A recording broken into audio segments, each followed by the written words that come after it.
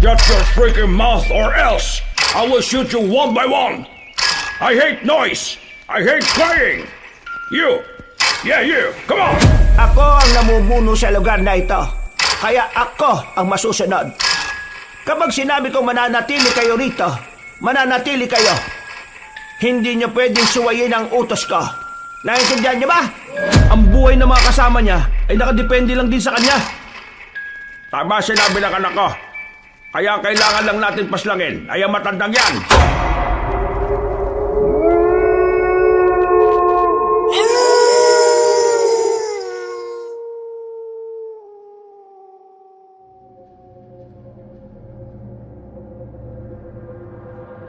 Pinagpalang araw sa inyo, Kabanong. Kilalanin niyo na lamang ako sa pangalang Andres. Ang kwentong ibabahagi ko sa inyo ay kwento na nangyari noong taong 1995 sa probinsya ng Leyte. Hindi ko na babanggitin ang eksaktong lugar para na rin sa pribadong buhay ng mga sangkot sa kwento. Dahil ang kwentong ito ay hango sa totoong buhay. Nangyari ito nung ako ay binata pa lang. Maulang gabi noon, nasa biyahe kami kasama ang tatay ko. Nakasakay kami sa isang bus na provided ng isang recruitment agency. Meron kasi kaming pinagpasahan ng requirements namin. Kaming dalawa ng tatay ko ang isa sa maswerteng napasama sa mga taong mapapasama patungong Malaysia. May maganda raw kasing trabaho na naghihintay doon. Sa aming dalawa ni Papa, pagiging elektrisyan ang papasukan namin. Sa ibang kasama namin, iba-iba rin. Pero bago mangyari yon, kailangan daw muna naming mapagsama-sama sa iisang lugar. Kailangan daw muna kaming makausap. Kaya nagkaroon sila ng seminar na kung saan lahat ng mga ipapadala sa ibang bansa para magtrabaho ay bibigyan ng mga guidelines. Dahil desperado naman na kaming magkaroon ng trabaho, sumama kami. Nasilaw din kasi kami sa kikitain. Malaki-laki. Sobrang layo sa kinikita namin ni Papa dito sa Pilipinas. Ang unang sabi sa amin, dadaling kami sa Isla Portia. Isa itong isla sa Leyte pero hindi kami pamilyar. Sa tagal na namin sa probinsyang yon, yun din ang unang pagkakataon na narinig namin ang islang yon. Basta ang sabi nila sa amin, doon daw ang seminar. Pa, 3 oras na tayo nasa biyahe ah. Ang layo naman pala ng seminar natin. Anong klase ba to? Ngayon lang ako nakaranas ng ganito katagal na biyahe. Huwag ka na muna magreklamo. Ano ka ba naman? Mabuti nga magkakaroon na tayo ng trabaho eh. At saka, libreng seminar to para sa atin. Malaki ang may tutulong nito para maihanda tayo sa trabahong papasukin natin sa ibang bansa. Naiinip na kasi ako eh. Sakit na ng puwet ko kakaupo. Parang mabubutas ko na nga itong inuupuan natin eh. Tiisin mo na lang. Kung talagang malayong lugar na pagdadausan ng seminar, wala naman tayo magagawa. Alam mo naman na wala nang matinong lugar sa syudad. Kaya ayaw siguro nila doon. Anong walang matino? Ang dami kayong magagandang venue na pwedeng pagdausan ng seminar doon. Mabuti pa. Matulog ka na lang. Gigisingin na lang kita kapag malapit na tayo. Hindi na ako makakatulog nito. Hintayin ko na lang na makarating na tayo. Hindi ka ba masaya? Magkakaroon na tayo ng bagong trabaho. Mas magkakaroon na tayo ng mas malaking kita. Matutubos na natin ang lupa sa tiyahin mong sakim. Masaya naman. Pero hindi ko maintindihan kung bakit hindi ako sobrang saya. Alam ko na kung bakit. Kasi hindi ka sanay magtrabaho sa ibang bansa. Kayo ba? Hindi ka rin naman sanay ah. Pero marami kasi akong kakilala na galing na ng ibang bansa. Sa dami ng kwentong naririnig ko sa kanila, parang alam ko na rin ang pakiramdam ng magtrabaho sa ibang bansa. Pero ikaw, Andres, huwag ka masyado ma-stress. Ang pagkakaiba lang naman sa ibang bansa, iba ang lengguwahe. Pero ganun pa rin naman. Nakakapagod. Maswerte ka pa nga kasi makakasama mo ko doon. Yung iba nga rito, walang kasamang tatay eh. Walang kasamang kakilala. Basta, bahala na. Ang iniisip ko na lang, maubos ang lupa. Kayo kasi, sinanlaan niyo pa sa kapatid yung siraulo eh. Pwede naman sa iba isanla. Ang laki magtubo ni tita. Akala niya yata, tumatay tayo ng pere. Oo na, pagkakamali ko na yon. Eh kung alam ko lang na ganun siya, edi sana kay paring Nomer ko na lang sinanla. Pero, eto na nga oh. Itatama ko na yung pagkakamaling nagawa ko. Mababawi rin natin sa tiyahin mo ang lupa natin. Magtiwala ka lang sa akin. May tiwala naman ako sa inyo. Yan naman nawalan. Eh, yan ang gusto ko sa'yo. Idol na idol mo ko eh, no? Uy! Boss, makiayos naman ang pagmamaneo. Yo, wag mo ngangasan boses mo. Baka mamaya iwan ka sa labas. Tingnan mo ang dinaraanan natin, oh, liblib na. Eh Manong, kanina pa kasi ganyan magmaneo yan eh. Parang mga walang sakay na buhay. Are, kalma. Mahirap na kung mapag-initan ka ng driver at konduktor. Naging maayos naman ang pagmamaneho na ng driver. Inisip na lang namin na baka pagod na rin yon, kaya medyo nawawala na rin sa wisyo. Pero pinabagalan na lang namin sa kanya ang pagpapatakbo ng bus. Sumunod naman siya at hindi na nagsalita pa. Hindi nagtagal, nakarating na rin kami sa sinasabing lugar. Bandang 12:00 na yon. Pero nagtataka kami sa kinalalagyan namin. Pagsilip kasi namin sa labas, warehouse lang ang nakikita naming maliwanag. Walang kahit na anong gusali ang naroon. Mas kinabahan pa nga kami nang biglang may pumasok na mga armadong lalaki at tinutukan kami ng baril. Mga boss, ano nangyayari? Bakit nyo kami tinututukan ng barel? Hindi sumagot ang mga lalaking yon. Sapilitan lang kaming inilabas ng bus. Nag-iiyakan na ang mga kasama naming babae. Wala rin namang magawa kaming mga lalaki dahil isang maling kilos lang namin, siguradong bubulagta kami. Kinaladkad nila kami papasok ng warehouse. Nilagyan kami ng mga tali sa kamay. Magkakahilera kaming nakaupo. Kahit na anong pagmamakaawa namin, parang wala silang naririnig. Visit na. Scam yata yung nasa liya natin ah. Hindi yata sila mga recruiter eh. Napaisip ako sa sinabing yun ng lalaking nasa gilid ko. Saka ko lang napagtanto na naloko kami ng mga taong nagsabi na bibigyan kami ng trabaho. Kinabahan ako ng malala. Malakas ang kutob ko na parte sila ng isang sindikato sa probinsya ng Leyte. Shut your freaking mouth or else I will shoot you one by one. I hate noise. I hate crying. You. Yeah, you. Come on. Sir, wag sir. Wag po. Wala po akong... If you don't stop making noise, I will put the bullet in your head like what I did to him. You understand? Poor Filipinos! Para kami mga bata noong mga sandaling yon na tumangutangulang ng paulit-ulit kabanong. Takot na takot, nanginginig sa kilhabot. Trauma ang inabot naming lahat habang pinagmamasdan ang kasama naming nakadapa na sa sahig habang butas ang noon nito. Nice! Just like that. Behave yourself and you will be saved. Boys! Boys! Guard these people until morning. I want a nap. If someone attempt to leave, kill! Umalis na ang kano na tinuturing nilang leader. Yung mga nagbabantay sa amin ay mga Pilipino lang din. Sa pagkakarinig ko, lahat kaming naroon na ibibenta sa mga taga-ibang bansa at gagawin kaming trabahador sa paggawaan ng droga. Kung saang bansa daw kami ibabato, malayong-malayo sa trabahong iniisip namin. Tiningnan ko si Papa. Nakita ko sa mukha niya ang sobrang stress. Kahit na hindi siya nagsasalita, alam kong sinisisi niya ang sarili niya. Siya kasi ang pumilit sa akin na patusin ang agency na nadaanan lang namin. Pa, wala kang kasalanan. Huwag mo sisihin ang sarili mo, ha? Alam naman natin na kaya lang natin pinatusto kasi kailangan natin ng pera. Pero kung hindi sana kita'y sinama, hindi ka sana maalalagay sa ganitong sitwasyon. Wala na tayong magagawa. Ang isipin na lang natin kung paano tayo makakatakas. Ha? Tatakas kayo? Sama ko! Shh! Pare, inaan mo lang boses mo.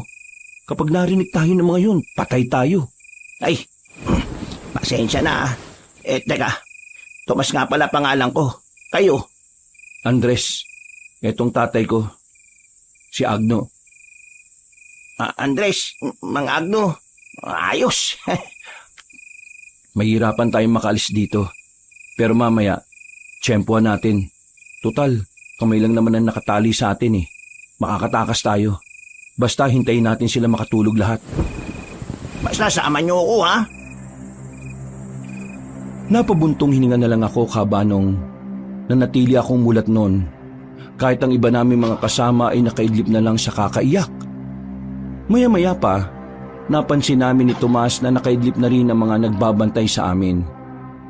Naglakas loob na kaming gawin ang plano namin. Paano itong mga kasama natin? Mahuhuli tayo kung marami tayo. Hayaan nyo na sila. Tutulog-tulog sila dyan Pa, tama siya. Hindi tayo makakalis kung isasama natin sila. Alam kong naaawa si Papa sa mga kasama namin nung oras na yon. Pero kailangan namin maging praktikal. Kaysa maubos kaming lahat, hindi na lang namin sila idadamay. Marahan kaming naglakad papunta sa pintuan. Maswerte kami nung oras na yon dahil walang nakakita sa amin. Makakalayo na sana kami nang marinig namin sa loob ng warehouse na nagising ang iba naming kasamahan. Nagtakbuhan sila palabas. Ang kaso nga lang, sa dami nila ay nakalika na sila ng ingay. Pinagbababaril ang iba, pero karamihan doon ay sa hita lang pinatamaan. May iba rin namang nakatakbo at nakasunod sa direksyon namin. Kaya wala na kaming sinayang na oras. Tumakbo na rin kami. Pa, bilis! Hindi pwedeng babagal-bagal! Maabutan tayo! Mang Agno, kalma lang. Malayo na tayo sa kanila. Pero kailangan yung bilisan para hindi nila tayo makita. Masakit na pa ako. Hindi ko na kaya ang tumakbo. Sige na. Mauna na lang kayo. Hindi pwede. Hindi ka namin iiwan. Pinagsasabi niyo dyan pa. Magiging pabigat lang ako Kung hindi mo na kaya tumakbo, ipapasa na lang kita.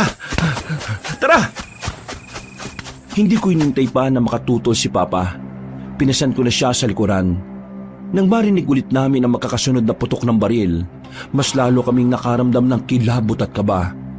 Mabigat si Papa, pero sa sobrang takot, parang hindi ko nararamdaman na may pasan ako.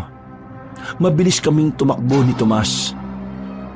Marami man ako natatapakan matutulis ay hindi ko na yung pinapansin pa. Andres, dito muna tayo. Pahinga ka muna. Malayo naman na tayo Anak, ibaba mo na ako, Andres. Kaya ko naman na ulit tumakbo. Nakapagpahinga na ako. Sige, dito na muna tayo. Sa iba na sila duman Sigurado ako, hindi na nila tayo makikita. Bisit ng mga sindikato yun. Paano nila nasisikmuran na mandukot ng tao tapos ibebenta nila sa ibang bansa? Mga halang ang mga kaluluwa niyan. Magtataka ka pa ba kung kaya nilang gawin to? Kanina nga, binaril sa harapan natin yung isa sa kasama natin Nakakaawa. May pamilya yun Nakausap ko yung bago tayo bumiyahe kanina. Kaya nga kailangan nating makaligtas dito. Kailangan nating ipaalam sa kinaukulan na nangyari. Kung hindi sila mahuhuli, mas marami pang kagaya natin ang mabibiktima nila. Napasandal na lang ako sa puno. Kahit na papaano ay nakahinga na rin ako ng maluwag. Pero hindi pa rin ako naging kampante. Hanggat hindi pa kami nakakaalis sa lugar na yon, Alam kong anumang oras ay pwede pa rin kaming mamatay. Nakakainis. Kailangan ko ng magandang trabaho eh. Ito na lang yung paraan para payagan ako ng dati kong asawa na makasama yung anak ko kada linggo. Kaso, bulilyaso pa pala. Ibig sabihin, hiwalay na kayo ng asawa mo? Oo. Siraulo kasi ako dati. Nung nanganak siya, lulong ako sa alak. Ayun, napabaya ako sila. Ngayon naman na nagbago na ako, ayaw na sa akin. Naiintindihan ko naman. Kaya nga ngayon sinusubukan kong maging responsableng ama sa anak ko. Ang kaso, sadyang ayaw na yata sa akin ang kapalaran ko eh. Maalas ang putik. Dapat makaligtas ka rito para mabalikan mo yung asawa at anak mo. Kahit yung anak ko na lang. May kinakasama ng iba yung dati kong asawa eh. Ganyan talaga ang buhay. Nasa uli talaga ang pagsisisi. Bakit kasi hindi nauso na sa unahan na lang magsisi, no? Makalipas ang halos kalahating oras, umalis na rin kami roon. Naglalakad na lang kami. Inalalayan ko lang din kasi ang paglalakad ni Papa. Noong mga sandaling yun, Kabanong, akala namin ay ligtas na kami. Akala namin ay hindi na nila kami masusundan. Pero nagkamali kami. Napatigil na lang kami sa paglalakad nang makakita kami ng liwanag. May mga dala silang sulo. Dala-dala rin nila ang mahahabang baril. Nakita nila kami. Kaya agad nila kaming pinaulanan ng bala. Buti na lang ay maraming puno kaya hindi kami natamaan. Pinasan ko ulit si Papa. Tumakbo na naman kami. Dahil sa sobrang taranta, napahiwalay na sa amin si Tomas. Hindi ko na siya nasundan pa kaya umiba na lang kami ng direksyon. Yung lalaki yun, baka mamatay. Wala na tayong magagawa pa. Kailangan nating iligtas din ang sarili natin. Kung susunod tayo, mamamatay tayo.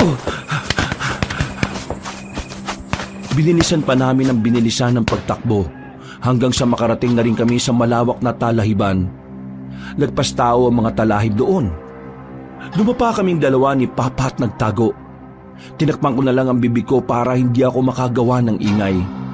Kahit hingal na hingal ako, ginawa ko ang makakaya ko para hindi nila marinig ang paghinga ko. Nang maramdaman namin na nakalis na sila, ay para na kaming nabunutan ng tinik sa lalamunan. Pa, wala na sila. Tara na. Ha? Sigurado ka ba? Oo. Bago sila bumalik, tara na. Wala kaming sinayang na pagkakataon ni Papa. Nagmamadali kaming nilisan ni Papa ang talahiban na yun. Lakad lang kami ng lakad. Magpapahinga kapag napagod. Pinapasan ko siya kapag hindi na niya kaya. Wala akong kapaguran. Ang tanging tumatakbo lang sa isipan ko noon ay mailigtas ang tatay ko. Bandang alas 5 na, nasa kalsada na kami naglalakad. May nakasalubong kaming matandang babae. Tinanong namin siya, pero hindi siya nakakapagsalita. Nagtaka na lang din kami nang bigyan niya kami ng kakanin. Biko na may latik. Akala siguro na matandang yon ay nangingi kami ng pagkain. Dahil nagugutom na rin naman kami, tinanggap na lang din namin. Nagpasalamat kami sa kanya pero hindi namin alam kung naintindihan niya kami. Akala niya, pagkain ang kailangan natin no?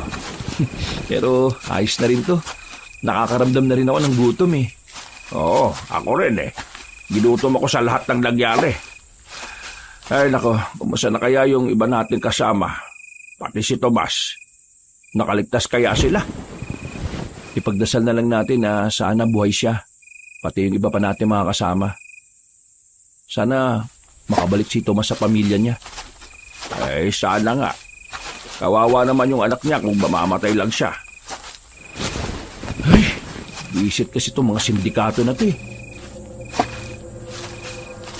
Ipinagpatuloy na lang namin ni Papa ang paglalakad hanggang sa sikatan na lang kami ng araw. Nakaramdam na rin kami ng antok at pagod. Sumilong kami sa ilalim ng puno. Nilatag namin ang nakita naming karton at saka umidlip. Kampante naman kaming wala nang hahabol sa amin doon. Mga bandang 10:00 ng umaga, nagising na lang ako nang marinig kong dumadaing si Papa sa sakit ng tiyan niya. "Oh, Pa, anong problema?" Masakit ang tiyan ko. Parang sira na yata yung kinain natin biko eh. Hindi naman sumakit ang tiyan ko eh. Sandali lang. Hahanap lang ako ng pwedeng pagdumihan. Nagmamadali si Papa na pumasok sa halamanan. Ako naman ay nanatili lang doon habang naghihintay sa kanya. 5 minuto na ang nakalipas pero hindi pa rin nakakabalik ang tatay ko. Biglang ako naman ang nakaramdam ng pananakit ng tiyan.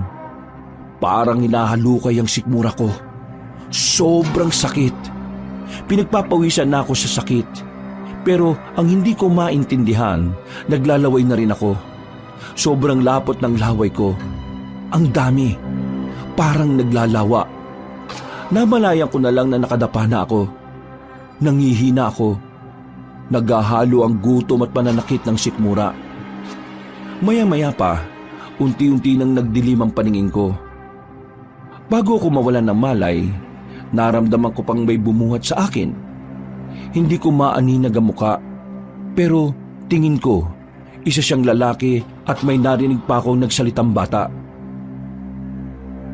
Maya-maya pa, nagising ako, akala ko umaga na. Pero narinig ko sa batang nagsasalita na hapon pa lang pala. Pagtingin ko sa gilid, nakahiga ang tatay ko at wala pa ring malay. Marahan akong napabangon. "Nasaan kami? Sino kayo?" Nandito kayo sa lugar namin. Nakita namin kayo na namimilipit sa sakit kaya dinala namin kayo rito. Pero huwag kayong mag-alala. Napainom na namin kayo ng gamot. Hindi na sasakit ang tiyan ninyo. Daniel po palang pangalan ko. Ito naman po si Kuya Monching. Maraming salamat Pero kumusta ang tatay ko? Bakit hindi pa rin siya nagigising? Magigising na rin siya maya-maya. Dahil sa edad kaya mas kailangan niya ng mas mahabang pahinga. Anong lugar ba ito? Kailangan na namin makabalik sa amin Anong ginagawa niyo sa lugar na yun? Mukhang di naman kayo taga rito Ha?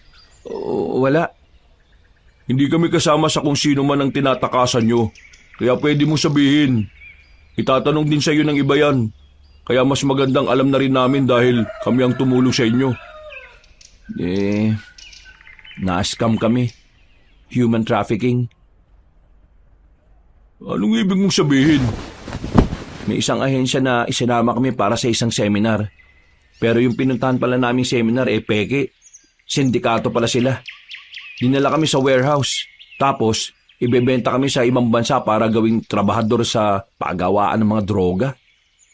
Buti na lang nakatakas kami. May iba pa kami mga kasama na naiwan. Hindi namin alam kung nakaligtas ba sila o hindi. Mga sindikato? Ngayon ko lang narinig na may ganyan dito sa probinsya namin Pero dito, ligtas kayo. Kapag nagising ang tatay ko, pwede nyo na ba kaming ihatid sa sakayan? Gusto na namin makauwi Di ko alam. Kailangan nyo muna kasing umarap sa namumuno sa lugar namin. Kapag may mga bago kasi, dapat nakikita niya. Hindi po kayo agad makakalis dito. Kasi tinuturing po kayong parte ng lahi namin Kumbaga, para pong bagong pamilya. Ha? Naku, hindi pwede. May mga buhay kami na sarili. May kailangan kaming tubusin na lupa. Hindi kayo kagad makakalis dito. Lahat ng mga dayo na nakakapasok sa lugar namin sinusuri ng maigi. Sinisiguro na hindi kayo mga espiya. Ha? Bakit ganun? Noong kasi, may mga nakakapasok dito sa amin ng mga espiya. Mga tagalabas na walang ibang gustong gawin kundi sakupin ang lupay na ito. Pero kailangan talaga namin makabalik sa amin. Hindi pwede magtagal kami rito. Makinig na lang po kayo kay Kuya Monching. Alam niya po mga patakaran dito sa amin. Para po hindi kayo mapasama. Kailangan niyo pong sumunod. Pero makinig ka na lang anak. Pa, kumusta pakiramdam mo? Ayos na ako. Hindi na masakit ang tiyan ko. Teka, kayo ba ang nagdala sa amin dito? Opo, kami nga ho. Maraming salamat sa inyo ha. Mas mainam na rin sigurong narito kami. Kasi nakakatakot sa gubat eh. Baka maabutan pa kami ng mga humahabol sa amin.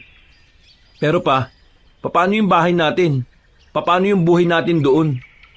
Kung babalik tayo kagad sa atin, wala rin namang mangyayari. Wala pa rin tayong pera. Mahirap pa rin ang buhay natin. Kaya samantalahin na lang muna natin ang pagkakataon na ligtas tayo rito. At dito, wala tayong ibang iisipin.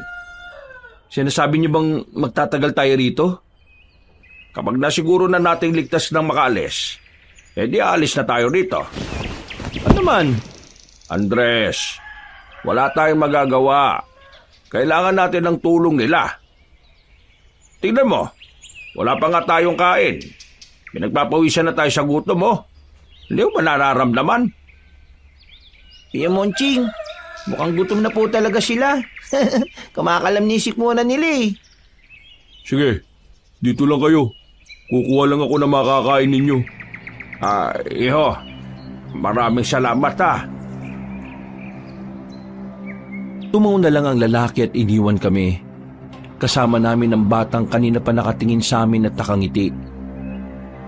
Daniel ang pangalan mo, di ba? Opo, Daniel po ang pangalan ko. Sabihin mo nga sa amin, anong klaseng lugar tong napuntahan namin? Mga rebelde ba kayo? Andres, hindi tama na tinatanong mo ng ganyan ng bata.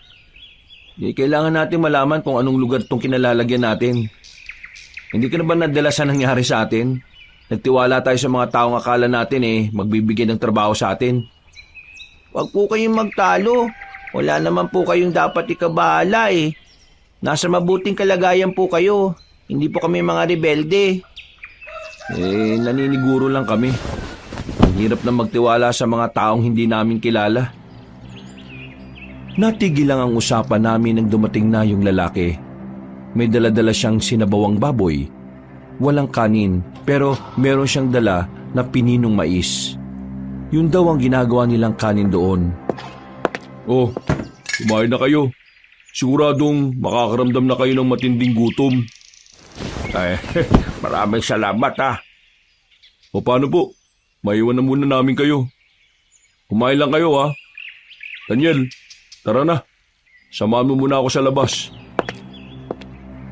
Paglabas ng dalawa ay agad kaming kumain. Pagtikim namin, wala kaming nalasahan. Walang timpla. Literal na nilaga lang talaga. Walang kahit na anong alat. Pero kahit na ganon, ay napilitan na lang kaming kainin yon. Gutom na kasi talaga kami, Kabanong. Nang lalambot na ang mga tuhod namin. Wala naman lasa tong kinakain natin. Parang hindi rin ako nabusog eh. Huwag ka na maginarte. Ang mahalaga naman maalam na ng tiyan natin. Magpasalamat na lang tayo. Sana naman yung kakainin natin mamayang gabi masarap na. Napasandal na lang ako sa dingding. Kahit na hindi naman ako naging masaya sa kinain ko, lihim ako nagpapasalamat dahil kahit na papaano, naitawid namin ang gutom namin. Makalipas ang ilang oras, hindi pa rin nakakabalik ang magkapatid. Nababagot na ako noon. Kaya nang makatulog ulit si Papa, naisipan kong lumabas muna. Tumingin-tingin lang ako sa bakuran nila. Marami silang tanim sa bakuran. Kung ano-anong gulay ang naroon. Meron din silang prutas sa gilid ng kanilang bahay. Bah, ayos ah. Mabubuhay ka na talaga kapag sa ganitong bahay ka nanirahan. Pero ayoko pa rin tumagal dito. Mas gusto ko pang humanap ng trabaho kaysa mabagot dito. Pero hindi na rin masama na dito kami napunta no? Ang mahalaga, nakatakas kami sa mga humahabol sa amin. Kuya, sino kinakausap mo dyan? Napahawak ako sa dibdib ko nang marinig ang tinig na yon ng batang si Daniel. Medyo nagulat ako kaya ang lakas ng tibok ng puso ko. Patawa-tawa pa ang batang yon. Kung hindi lang nila kami tinulungan, ay baka nakutusan ko na ang batang yon. Uy! Grabe ka. Ginulat mo naman ako. Hindi kita ginugulat, kuya. Magugulatin ka lang po talaga. Oo na. Pero mukhang payapa rito sa lugar nyo no? Ang daming tanim. Tapos, sariwa pang hangin. Ngayon lang po yan. Ha? Anong ngayon lang? Ngayon lang po may sariwang hangin. Sa mga susunod na linggo po mawawala na rin ang sariwang hangin kasi po babaho na po rito. Anong sinasabi mo? Ikaw bata ka ha? Napakalikot ng utak mo. Magbabago po ang lahat ng... Daniel, masok ka na sa loob. Nanggugulo ka na naman Daldal ng kapatid mo no? Oo, ganyan talaga siya kapag may ibang tao. Teka, bakit nasa labas ka nung kailangan mo? Ha? Wala naman. Hindi naman siguro bawal lumabas, no? Ang ibig ko sabihin, ayos na ba ang pakiramdam mo? Oo. Ayos naman na. Hindi na nasakit yung tiyan ko. At medyo nabalik na rin yung lakas ko. Si Papa naman, nagpapahinga ulit. Alam mo naman na matatanda, mas gustong natutulog palagi. Tama lang naman na magpahinga siya. Dahil mamayang gabi, ihaharap ko na kayo kay Inang Sabel. Ano? Sino? Inang Sabel? Oo, si Inang Sabel. Siya ang namumuno sa lugar namin. Siya ang tinitingala at ginagalang dito. Bakit parang bigla naman akong kinabahan? May ginawa ka ba masama? Ha? Wala naman akong ginagawa masama, no? Bakit? Wala naman pala Kaya wala ka rin dapat ikabahala. Sa bagay. Ang mabuti pa, pumasok ka na rin muna sa loob at magpahinga ka na rin. Oo, sige. Maraming salamat ulit, ha. Medyo inantok din naman ako ng mga sandaling yon, Kabanong. Kaya pumasok na lang din ako sa loob para matulog. Bandang 6:00 ng gabi na kami nagising ni Papa nang makaramdam kami ng kakaibang lamig. Pagbangon namin ay madilim na ang bahay na kinalalagyan namin. Tanging ang liwanag lang mula sa labas ang pumapasok sa loob. Oh, nasaan na yung magkapatid? Hindi ko nga rin alam pa teka, tingnan ko lang sa labas. Papikit-pikit pa ang mga mata ko ng mga sandaling yon. Lumabas ako ng bakuran. Naglakad-lakad ako kahit na hindi ko alam kung saan ako patungo. Meron akong nadaanan na bahay.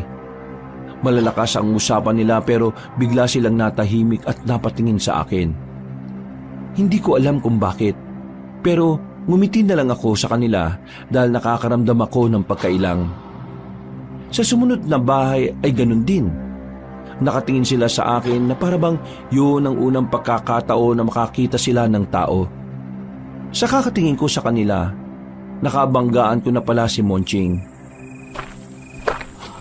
Oh, bakit ka lumabas ng bahay? Pambira, sakit ha. Tigas naman ang dibdib mo. Kasi nagising kaming walang ilaw sa bahay niyo Wala rin naman si Daniel kaya eto, hinahanap ko kayo. Pasaway talaga yung batang yon. Halika, bumalik na tayo. Isasama ko na kayo mag-ama kay Inang Sabel.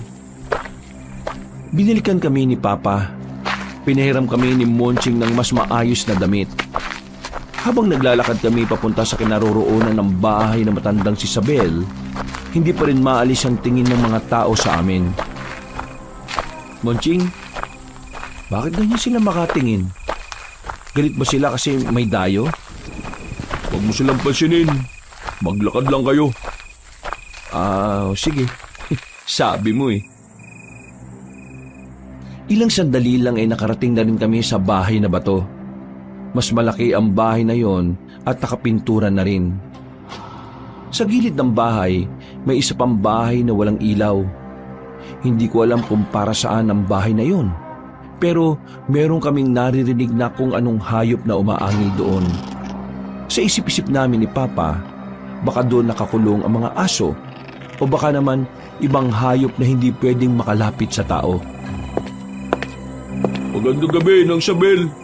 Narito po ako para ipakilala sa inyo yung bagong residente ng San Rafael, si Mang Agno at si Andres. Nakita ko po silang walang malay sa gubat kaya dinala ko na sila rito. Magandang gabi po sa inyo. Kayo ang pinakabagong residente ng aming lugar. Kaya marapat lang na sumunod kayo sa mga patakaran na meron kami dito. Bukas ay ipapadala ko sa inyo ang mga patakaran na nakasulat. Mas madali niyong matatandaan kung mababasa niyo ito. At bilang pagtanggap na rin, ipapairam ko na muna sa inyo ang isang bakanting bahay sa bandang dulo ng baryo ng San Rafael. Maraming salamat po, Inang Isabel. Pero hindi naman po kasi habang buhay narito kami. Baka po bukas makalawa umuwi na rin po kami sa amin. Sinasabi mo bang hindi kayo titira dito? Opo, parang gano'n na nga po. Hindi na kayo maaaring umalis dito dahil isa na kayo sa amin. At ang mga kagaya natin ay marapat lang na nagsasama-sama sa iisang lugar. Hindi magiging ligtas ang buhay ninyo sa paningin ng mga taong nasa labas ng baryong ito. At para protektahan kayo, kailangan nyong manatili rito. Maililigtas kayo ng proteksyon na kaya kong ibigay. Ay, sandali lang ho. Mawalang galang na ho Pero kasi, meron po kami mga dapat asikasuin sa amin. Napatpad lang po talaga kami rito kasi tinulungan kami ng magkapatid. Baka naman ho kung pwede, aalis na po kami bukas. O hindi naman po sa makalawa. Ano ba ang hindi nyo maintindihan sa sinabi ko? Kung hindi kayo titira dito, magiging delikado ang buhay ninyo. Naintindihan po namin na nag-aalala kayo sa kapakanan po namin. Pero malayo na po kasi sa amin yung mahabol sa amin Doon po sa tirahan namin, parang syudad na rin. Yung mga nahabol po sa amin liblib din po yun. Ako ang namumuno sa lugar na ito. Kaya ako ang masusunod. Kapag sinabi kong mananatili kayo rito, mananatili kayo. Hindi nyo pwedeng suwayin ang utos ko. Naintindihan nyo ba? Pero Andres, hayaan mo na. Sige na, Monching. Ituro mo na sa kanila kung nasaan ang bahay na tutuluyan nila. Masusunod po, Inang Isabel. Wala na akong nagawa ng mga sandaling yung kabanong. Hindi ko alam kung ano ang nangyayari. Pakiramdam ko tuloy noon, mga rebelde sila o kaya naman mga grupong kumakalaban sa gobyerno. Sinubukan kong kausapin si Papa tungkol sa kagustuhan kong makaalis sa lugar na yon. Pero maging siya ay sumuko na rin. Para sa kanya, mas maganda nang naroon kami kaysa balikan pa namin ang dati naming tirahan, na puro problema lang ang dinaranas namin. Paano yung lupang nakasanla? Nangako tayo kay Mama na tutubusin natin yun bago siya namatay. Sinabi natin sa kanya na mababawi natin sa kapatid mo yung lupa pa. Hindi natin magagawa yun kung nandito tayo. Anak, tingin ko kailangan na natin pakawalan ng lupang yon. Ha? Ano? Teka. Sinasabi niyo bang isuko na lang natin yon? Yung lupa na naging dahilan kung bakit tayo nalagay sa panganib? Iyon nga ang pinupunto ko. Nagdahil sa lupang yon, ang daming nangyaring masama sa atin. Hindi mo ba naiisip na baka yun ang senyales para isuko na natin ang lupa?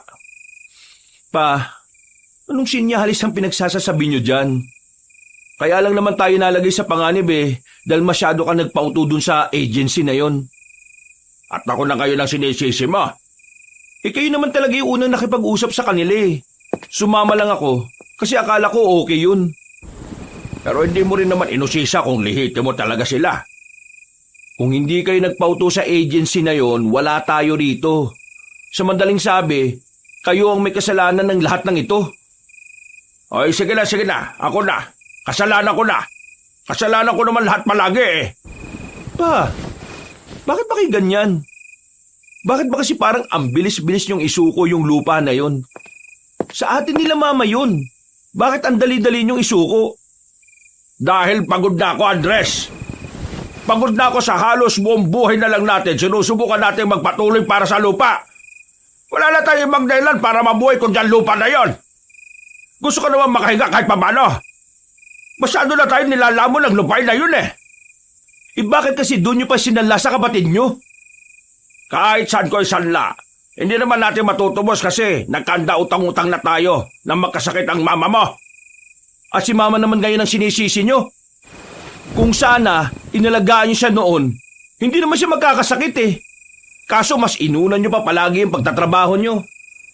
Minsan lalambingin kayo ni mama, pero palagi na lang mainit ang ulo nyo. Tumigil ka na! Nakakasakit na yung mga pinagsasabi mo ha? Totoo naman eh. Kung ayaw mo rito, edi umalis ka rito. Bahala ka sa buhay mo. Basta ako susubukan ko mabuhay dito. Susubukan ko magsimula ng bagong buhay na hindi na nag-iisip kung saan ako hahanap ng pantubo sa lupa.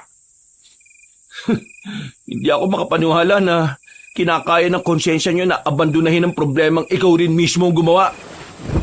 Hindi ganyan ang pagkakakilala ko sa inyo eh. Ay, saan ka pupunta? Sabi nyo, di ba? Bahala ako kung aalis ako. Eh di bahala na talaga ako. Diyan na kayo! Sobrang sama ng loob ko noon, Kabanong. Hindi ko kasi matanggap na hindi na namin mababawi ang lupa na maraming taon na naming inilalaban. Hindi ko maintindihan kung bakit ang dali-dali para sa kanya na isuko na lang yun.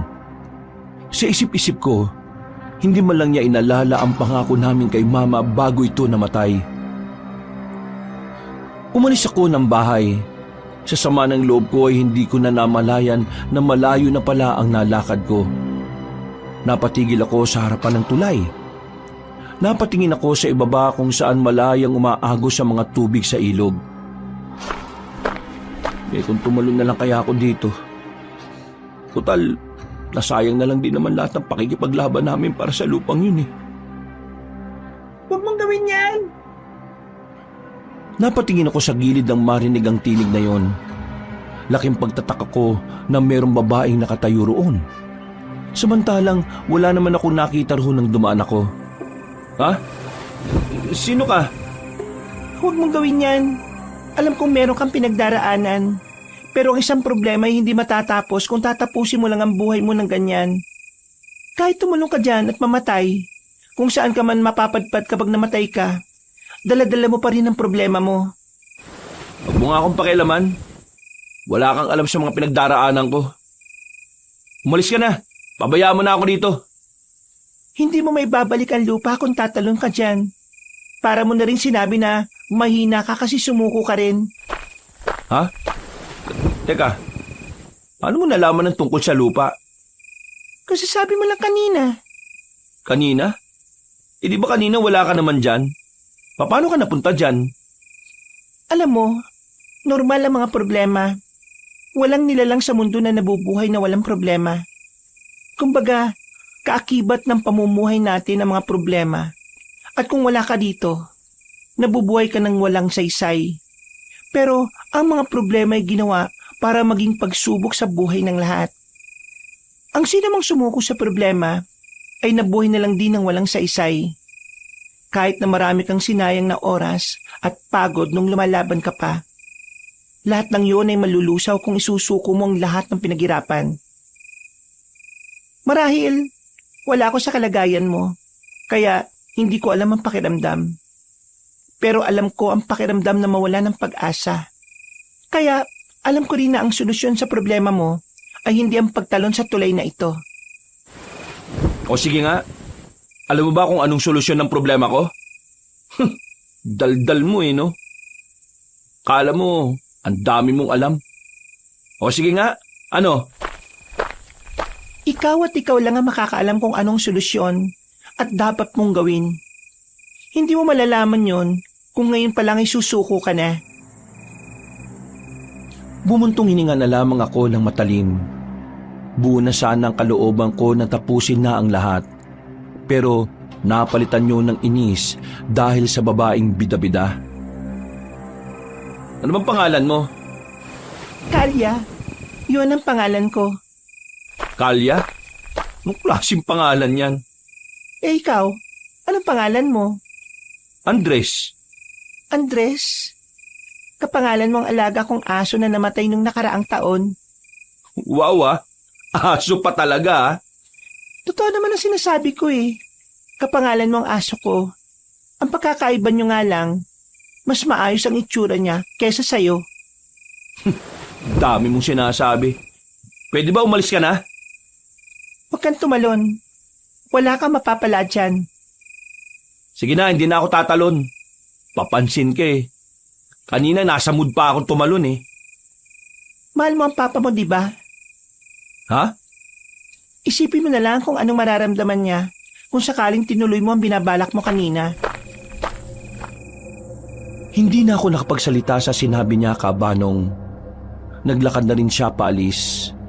Habang ako, sandaling natulala. Tila tinamaan ako sa huling kataganan narinig ko. Aminadong medyo nasaktan din ako sa kaisipan na magdurusa si Papa kapag nawala na ako. Maraan akong lumayo sa tulay. Nakaramdam ako ng konsensya. Napapailing at napaupo na lang sa gilid. Ay, napakamakasarili ko talaga. Nakakainis. Nagmamadali akong makalis doon. Babalikan ko si Papa para makausap siya. Sa puntong yon ay nahimasmasan ako. Pero habang naglalakad ako sa masukal na eskinita, meron akong nasipa na bagay. Madilim sa parting yon dahil kakaunting liwanag lang ang meron doon. Kaya akala ko nung una, buko o nyug lang ang nasipa ko. Pero nang damputin ko yon, napagtanto ko na bungo pala yun ng tao. Mabilis kong binitiwan ng bungo. Napatras ako at napatingin-tingin sa paligid. Napapaisip ako kung papaanong nagkaroon ng bungo ng tao sa daan na yon. Samantalang mukhang hindi naman dating sementeryong lugar na kinalalagyan ko. Binilisan ko na lang ang lakad ko pauwi, Kabanong, at naabutan ko si Papa na naglalatag na ng banig. Huminga ko ng malalim at lumapit sa kanya. Pansamantala kong nakalimutan ang bungo na nakita ko. Pa? Tungkol po sa nasabi ko kanina. Nadala lang ako ng emosyon ko. Pasensya na po kung nasaktan ko kayo sa mga sinabi ko. Lumapit siya sa akin at tinapik ako sa balikat. Ngumiti siya na para bang walang nangyari. Naintindihan naman kita, anak.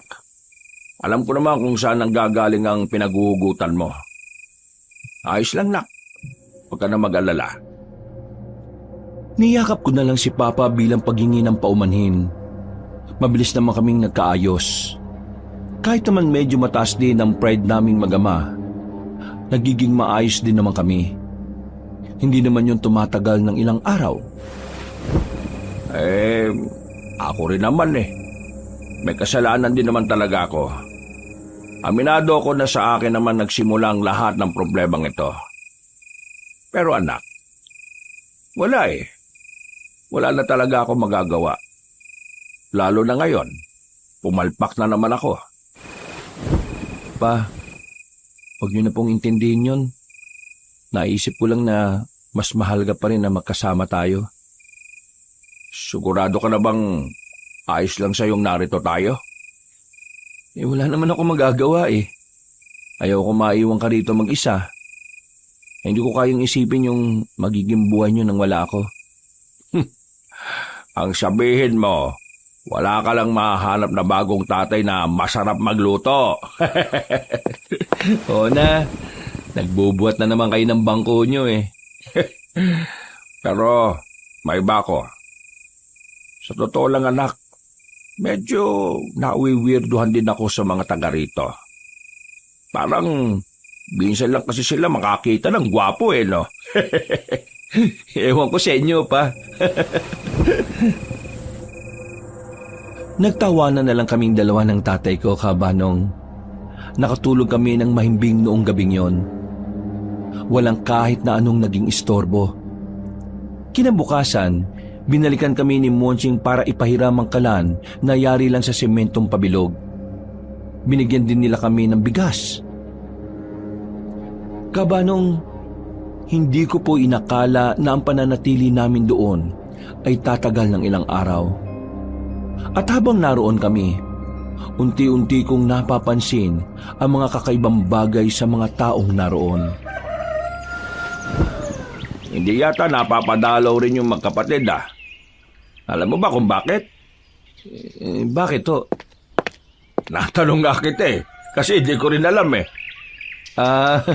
Hindi ko rin po alam eh. Kapag napapadaan naman ako sa bahay nila, palagi namang sarado. Narinig ko nung nakaraan parang pumunta raw sila ng bayan. Baka hindi pa nakakabalik. Etong bata, nung ang pangalan nun? Ay, si Daniel. Alam mo bang nahihiwagaan ako sa kanya? Bakit pa? Anong meron? Nitong nakaraan, may nakausap kasi ako lalaki. May tinanong lang naman ako tapos nakita ko si Daniel. Malayo pa siya. Paglapit niya, siya yung sumagot sa tanong ko ron dun sa lalaki. Nagtataka lang ako paano niya nalaman yung tinatanong ko ang layo pa naman niya? Ay, ano yun? Malakas ang pandinig niya? Hindi kaya may nasabi ka na noon sa kanya, tapos naalala lang niya bigla. Ano? Nasabi?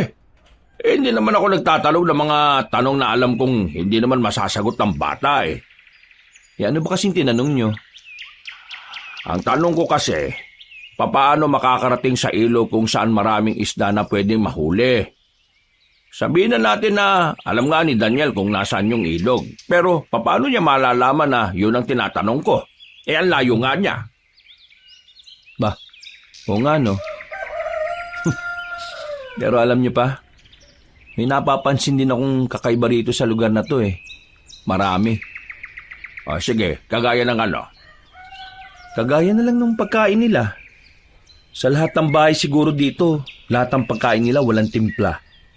Parang nilalaga lang nila talaga.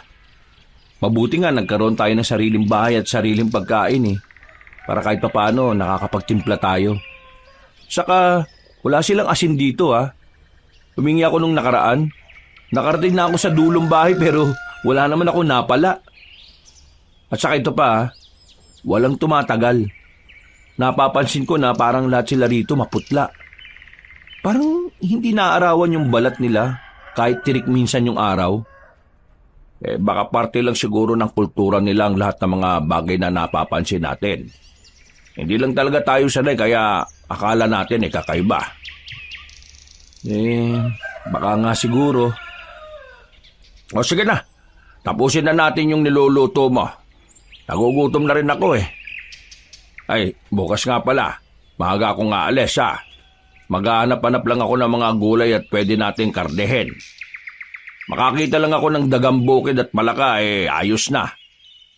Mas maganda kung makakahanap ka rin ng kuneho pa. Kahit na ano, basta pwedeng makain. Dahil nilalamon na rin ako ng kuryosidad ng mga sandaling yon, pumasok na ako sa kagubatan para siguruhin kung ano ang nakikita ko. Nang makita ko na ng malapitan, doon ko na napagtanto na mga taong yon ay may mga bitbit na sandata. At base sa mga kilos at tingin nila, meron silang binabalak na masama sa lugar kung saan kami nakatira. Kaya hindi na ako nagdalawang isip pa. Nagmamadali akong bumalik sa lugar.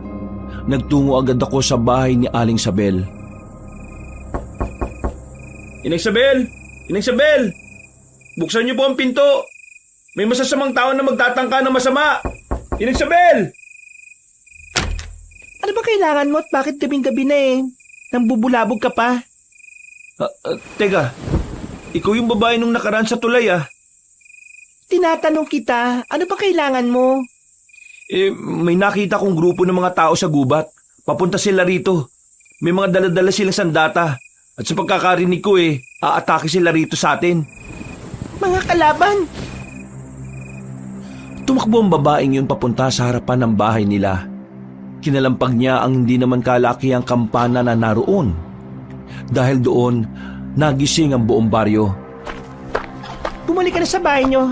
Kahit na anong mangyari, huwag kayong lalabas. Mamamatay ka kapag hindi ka nakinig. Ha? Ano ba kasing nangyayari? Huwag ka na magtanong. Umuwi ka na. Nagmamadali akong tumakbo pabalik sa amin, Kabanong. Pagdating ko roon ay agad kong ginising si tatay. Inis na inis pa siya dahil inabala ko ang pagtulog niya. Ay, nakakainis ka naman. Bakit ba? Ano bang problema at ginising mo ba ako? May mga dayo. Lulusob sila dito sa atin. Ha? Sino tayo? Bakit naman sila lulusob? Hindi ko nga rin alam pa.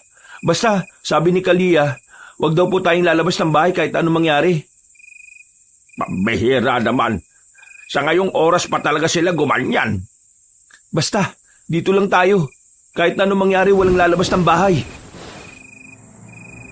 Nanahimik kami ni Papa sa bahay na kinalalagyan namin. Nakikiramdam lang kami sa paligid. Maya-maya pa, narinig na rin namin ang mga residente. Naghahanda na sila sa pagdating ng mga dayo. Hindi ako nakatiis. Sumilip ako sa labas. Nakita ko ang ilang residente na papunta sa gubat. May mga dala-dala silang mga patalim. Kahit na hindi naman ako kasama roon, kinakabahan pa rin ako. Bigla na naman kasing bumalik sa alaala ko ang sandaling tinatakasan namin ni Papa ang mga sindikato. Naalala ko rin si Tomas. Nakaramdam ako ng lungkot sa ideyang baka hindi siya nakaligtas. Ay, kanina ba kita tinatawag? Tulala ka na naman dyan. Po? Bakit po ba? Yung magkapatid ba, nakauwi na kaya? Baka mamaya madamay sila dyan sa sinasabi mong gulo. Wala po akong balita pa. Hindi naman ako napadaan dun eh. Dumiretso lang ako kasi sa bahay mismo nila Inang Sabel. Diyos ko, huwag naman sanang mapahamak ang mga taga rito. Maya-maya pa, narinig na lang namin ang mga sigawan na nagmumula sa bungad ng gubat. Nagkasalubong na roon ang grupo ng mga dayo at ng mga taga sa amin. Hindi ko na natiis. Iniwan ko na muna si Papa. Lumabas ako ng bahay para makiusyoso sa mga yon. Pagdating ko roon, nakita kong mano-mano silang nagtatagaan. Pero wala pa akong 5 minutong naroon, bigla namang may humila sa akin. Dinala ako sa madilim na parte. Bakit ka nasa labas? Ha? Monching? Hindi ka dapat gumagala ng ganitong oras. Kasama ito sa patakaran na sinang-ayunan mo. Pero nag-aalala ako sa mga kalugar natin eh. Tingnan mo naman kasi yung nangyayari oh. Sino ba kasi mga yan? Bakit nila ginugulo tong lugar natin? Mga aswang ang mga yan. Sa sinabing yun ni Monching ay bigla ko napatigil. Natameme ako. Hindi agad rumihistro sa utak ko ang sinabi niya. Ilang segundo pa bago ko naisip yun. Hindi ko maintindihan. Kasi habang pinapanood naman namin ang nangyayari, hindi ko naman nakikita ang naging aswang ang mga dayo. Ha? Paano naging aswang sila? Tingnan mo, normal naman sila. Hindi mo sila kilala. Matagal na namin silang kinakalaban. Sa ngayon, hindi mo nakikita ang aswang sila. Pero ang totoo, aswang talaga ang mga yan. Kaya bumalik ka na sa bahay niyo bago ka pa nila makita. Bilis! Kahit na gusto ko pang manood, hindi lang na niya ako paalis doon. Persahan niya akong ipinasok sa bahay namin. Sinalubong naman ako ng tatay ko ng malakas na batok. Sira ulo ka talaga. Ikaw yung nagsabi na walang lalabas pero ikaw tong lumabas. Sira ba ulo mo, ha? Ray, makabatok naman kayo. Kala nyo naman hindi nyo ako anak. Kung hindi kita anak, baka nilumpo pa kita sa katigasan ng ulo mo. Nakita ko siyang malapit sa nagkakagulo kaya dinala ko na siya kagad dito. Ay sige, maraming salamat, Monching. Buti na lang nakita mo siya. Kung hindi, baka wala pang balak yung bumalik rito eh. Hanggat hindi pa natatapos ang gulo sa bungad ng kagubatan, wala na munang aalis ha. Mapapahama kayo kapag nalaman ng mga dayo na mayroong bago sa lugar na ito. Maraming salamat. Sige, mag-iingat kami. Tumango na lang si Monching sa amin at agad na ring umalis. Pinukula naman agad ako ni Papa ng masamang tingin. Ay, huwag mo nang uulitin yun, Andres ha. Alam mo naman na tayong dalawa lang ang magkasama. E paano kung namatay ka kanina? E di ako na lang mag-isa rito. Pasensya na po pa. Siguro masyado lang talaga akong curious sa mga bagay-bagay kaya ganun. Hindi ko na po ulitin. Abay, dapat lang na wag mo na ulitin. Kasi nakikitira lang tayo rito. Tinanggap nila tayo rito. Kaya wag na tayo magdulot ng problema.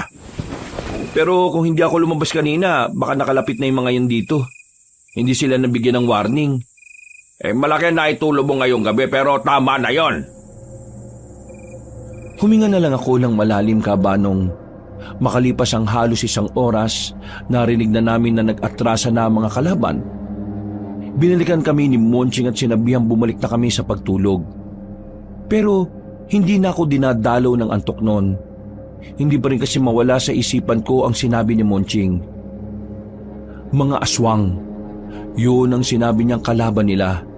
Pero hindi ko maintindihan kung bakit hindi ko magawang kumbinsihin ang sarili ko na aswang ang mga dayo. Kasi kung mga aswang sila, hindi na nila kailangan ng mga sandata. Sapat na ang kabangisan nila para umatake sa mga tao. Pero sa kabilang banda, binibigyan ko rin ng pansin ang sinabi ni Monching na baka wala lang talaga akong alam sa mga kalaban nila. Na baka masyado lang akong nakakulong sa ideya na ang mga aswang na palaging bangis ang ginagamit sa pag-atake. Bandang 5:00 na madaling araw, saka pa lang ako napagod kakaisip. Dinalaw na rin ako ng antok. Dakong 8:00 naman ng umaga, ginising ako ni Papa. Pinuntan kasi ako ng ilang tauhan ni Inang Sabel. Napabangon ako agad. Kinakabahan. Buong akala ko kasi ay may parusa sa ginawa kong paglabas ng alanganing oras ng gabi. Kailangan mo sumama sa amin. Gusto kang makausap ni Inang. Ha? Teka, anong kasalanan ko? Huwag kang mag-alala. Wala ka namang kasalanan eh. Kailangan ka lang niya makausap. May parusa ba ang anak ko? Wala. Kaya hindi kayo dapat na kabahan. Kinakabahan pa rin ako nung sumama ako sa kanila, Kabanong. Pagdating namin sa bahay ni Inang Sabel, nakita ko si Kalia, ang babaeng nakausap ko sa tulay. Saka ko lang dinalaman si Inang Sabel pala ang lola niya. Maganda umaga po. Ano pong may paglilingkod ko sa inyo? Paano mo naman nalaman kagabi na may mga lulusob na dayo sa lugar natin? Lumabas po kasi ako ng bahay eh. Hindi kasi ako dinadalaw ng antok. Kaya naglakad-lakad na muna ako sa labas. Nakaabot po ako sa bungad ng kagubatan. Tapos, doon ko na po nakita yung mga yon. May mga dalang sandata. Narinig ko rin na aatake sila. Doon ako nakaisip na gisingin kayo. Wala ka na bang ibang napansin sa kanila? O may iba ka pang narinig na sinabi nila? Wala na po ako maalala eh. Basta ang pagkakaalam ko lang, lulusob sila. Alam mo naman na pinagbabawal kong lumabas ng gabi ang mga taga rito. Ang pwede lang na nasa labas ay ang mga opisyales ko. Opo, alam ko naman po yun. Kaya nga po humihingi ako ng paumanhin eh. Hindi ko rin po kasi talaga maintindihan ang sarili ko kagabi. Hindi ako mapakali. Pakiramdam ko may hindi tama eh. Parang naramdaman ko siguro na may mangyayari talagang hindi maganda. Pero dahil sa pagbibigay abiso mo sa amin, marami kang nailigtas na buhay. Naagapan ng kanilang paglapit dito. Kaya naman, nagpapasalamat ako sa iyo. Hindi po ako mapaparusahan? Ay bakit? Gusto mo ba? Hindi po. Ayaw ko po. Sa ginawa mo, napatunayan ko na talagang mahalaga na para sa inyo ang mga residente rito. Kaya naman, mamayang gabi, magpapadala ko ng mga bagong supply ng karne at gulay sa inyo. Dadagdagan ko rin ang bigas ninyo. Para yan sa ginawa mong kabayanihan. Naku, maraming salamat po talaga. Pero sigurado kang wala ka nang narinig na ibang bagay sa sinabi ng mga dayo? Wala na po eh. Tumakbo na po kasi kagad ako. Kung ganun eh, sige, makakaalis ka na. Paulit-ulit akong yumuko noon bilang pagbibigay galang. Hinatid na rin ako ni Monching palabas. Napabuntong hininga na lang ako. Akala ko kasi ay isasalang ako sa matinding parusa. Ay nako, buti naman at na-appreciate nila yung ginawa ko. Kala ko talaga, bulilyaso na ako eh. Pero sa susunod, kapag nakarinig ka ng mga ganong klaseng pangyayari, huwag ka naglalabas ha. Mas mainam ang kaligtasan kung alam mo naman na hindi mo kayang labanan ng mga kagaya nila. Pero, aswang ba talaga mga yon? Hindi ko na inuulit ang mga sinasabi ko. Mabuti pa, bumalik ka na sa inyo. Nagmamadali na akong umuwi. Hindi ko na naabutan si Papa. Sasabihin ko sanang hindi na niya kailangan pang mangaso dahil magkakaroon na kami ng maraming supply. Umupo na lang ako sa gilid. Wala akong magawa kaya nagsibak-sibak na lang ako. Pagdating ng hapon, nakauwi na si Papa. Masaya siya sa balitang sinabi ko sa kanya. Kaya inutusan na niya akong manghingi na muna ng mga pangrikado na ihahalo namin sa sinigang na manok. Pinuntahan ko ang bahay nila. Ngunit wala roon si Monching. Si Daniel lang ang inabutan ko. Papasok na sana ako sa bakuran nila pero napansin ko ang dalawang lalaki na may dalang pinturang itim. Ginuguhitan nila lahat ang pintuan ng bahay. Paikesam guhit. Hindi ko alam kung anong ibig sabihin noon kaya nilapitan ko si Daniel. Uy, Daniel, anong ginagawa nila? Bakit nila nilalagyan ng mga pintuan ng ganon? Pati inyo meron na rin, oh. Lalagyan din po ang sa inyo.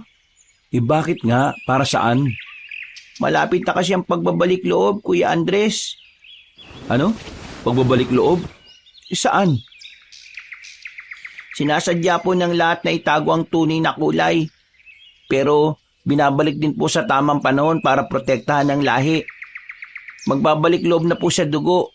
At ang mga ekis na nakikita natin ay mga simbolo po yan ng paghahanda. Sa pamamagitan po niyan, papasok ang basbas ng kapangyarihan ng Panginoon. Nagsalubong ang kilay ko noon ng mga sandaling yon. Nanibago kasi ako kay Daniel. Para kasing hindi siya bata kung magsalita. Masyadong malalim, matalinghaga at hindi ko na maintindihan. Ha? Teka. Ano bang sinasabi mo? Hindi ko maintindihan. Pwede bang babawan mo? Biro lang po. Wala po akong alam. Uy, pinagtitripan mo ba ako? Seryoso ako nagtatanong sa'yo eh. Dapat po, hindi po kayo kagad naniniwala sa kung sino lang. Lalo na po sa mga batang kagaya ko. Abay, loko talaga itong batang to ah. Mabuti pa. Pitasan mo na lang ako dyan ng pangrikado sa sinigang na manok. Napapailing na lang ako noon. Pero ang totoo, alam kong hindi lang yun basta biro. Alam kong may gustong iparating si Daniel sa akin. Nararamdaman ko yun base sa mga tingin niya. May pumipigil lang talaga sa kanya. Nakabalik na ako sa bahay na magulo ang isipan. Dumagdag pa si Daniel sa mga tumatakbo sa utak ko. Bandang hapon, lumabas na naman ako ng bahay. Maaga pa naman kaya pwede pa naman akong gumala-gala. Sa paglalakad ko, nakita ko roon yung matandang babae na nagbigay sa amin ng biko sa daan. Ang matandang babae na naging dahilan kung bakit nanakit ang tiyan namin ni Papa at kung bakit napunta sa lugar na yon. Napansin niya rin ako. Kaya nang subukan ko siyang lapitan, bigla na lang siyang naglakad ng mabilis. Kakasunod ko sa kanya, napalayo na ako sa amin. Wala nang tao sa dinaraanan naming daan. Tinawag ko siya. Umarap siya sa akin ng may nakakalokong ngiti. Iba ang pakiramdam ko sa ngiting yun. Para bang meron siyang itinatago o binabalak na hindi maganda. Tumakbo na ako, pero bigla naman siyang nawala na makalingat lang ako ng kaunti. Hinanap ko pa siya sa ibaba ng bangin sa pag-aakalang nalaglag doon na matandang babae. Saan naman nagpunta yung isang yun? Sinuyod ko ng tingin ang buong paligid. Meron ako nakitang bahay. Sementado na rin, pero hindi naman siya kalakihan. Mula sa kinilalagyan ko, matatanaw na merong mga drum na naroon. Wala naman sana akong pakialam doon, pero narinig kong may sumigaw na boses ng babae mula roon. Kaya naman agad-agad akong lumapit. meron akong nakitang lalaki. May hawak siyang itak. Kaya unang pumasok sa isipan ko noon, nagtitinda siya ng karne ng baboy o baka. Pero ang hindi ko maintindihan ay yung boses ng babae na narinig ko. Hindi nagtagal, nakita kong dumating si Monching. Kinausap niya yung lalaki. Nung una, normal ang usapan nila. Nagkakabiruan, pero napaisip na ako sa sinabi ni Monching sa mga sumunod na eksena. Handa mo lang mga yan sa pagbabalik loob. Ilang araw na lang naman eh. Mapapakinabangan na rin natin ang mga yan.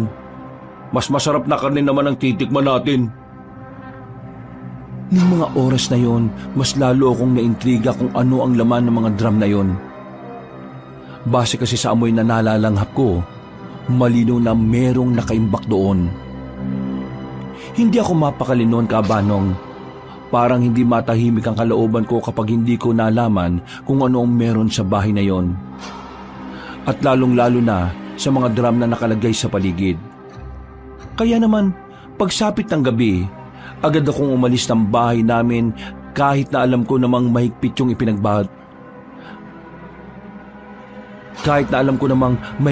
ipinagbabawal. Binalikan ko ang lugar kung saan naroon ang malalaking drum. Natsyempohan ko na walang tao roon. Kaya hindi na ako nagdalawang isip na lumapit doon. Malalaman ko rin kung anong meron dito. Kala mo, Monching, hindi ko ito babalikan, ha?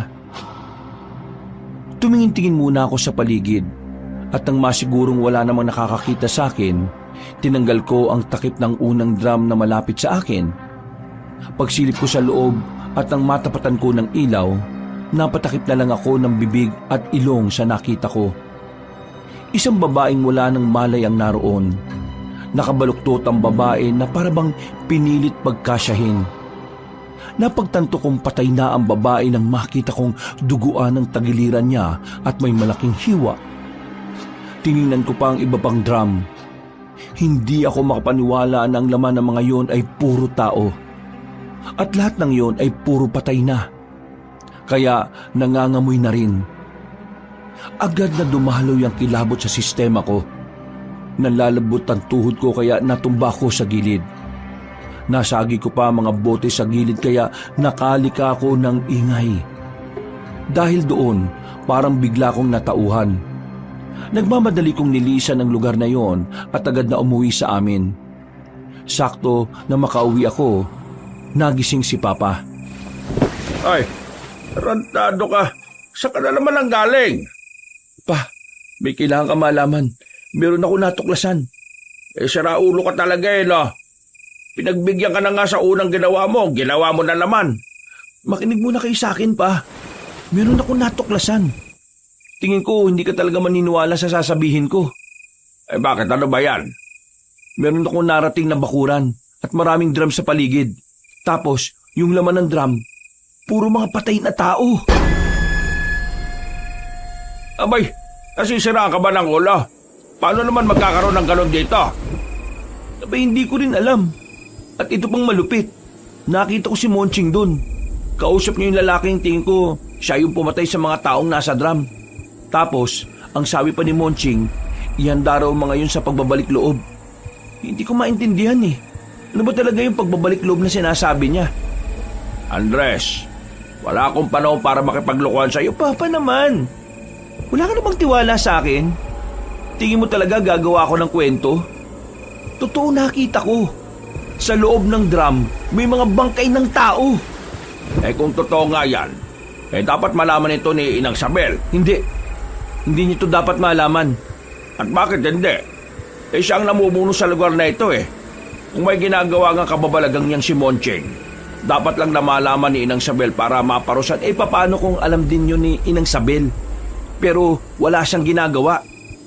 Ha? Anong ibig mo sabihin?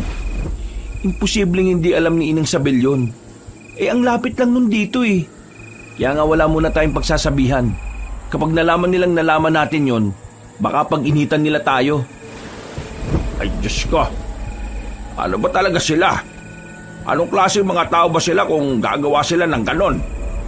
Yun nga alamin ko, Pa. Dahil sa mga nangyayari, Nagkaroon na tayo ng dahilan para hindi magtiwala sa kanila ng buo. Anong iniisip mo?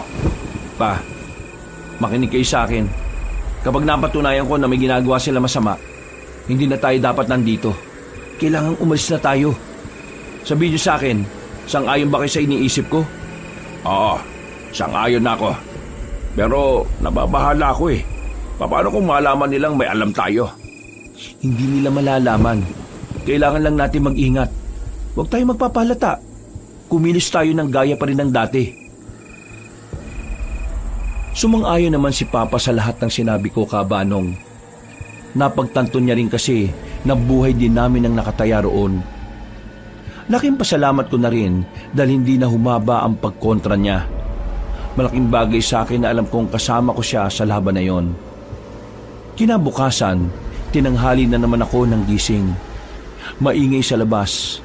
Hindi ko alam kung bakit. Pagdungaw ko sa labas, nakita ko ang mga tauhan ni Inang Sabel. May bitbit silang lalaki. Kinakaladkad. Nakatali ang magkabilang kamay at nakatakip ng telang itim ang ulo. Pa, anong nangyari dun? Sino yung lalaking yun? Isa sa mga nanggulo nung gabi. Natagpuan daw nila sa kagubatan. Anong gagawin nila dun? Malamang paparusahan nila. Hindi ko napigil ang sarili kong hindi makichismis ng mga sandaling yon, Kabanong. Naisipan kong puntahan ang kinaroroonan ng lalaking bihag. Pero hindi ako nakalapit. Maraming nagbabantay sa kulungan nito.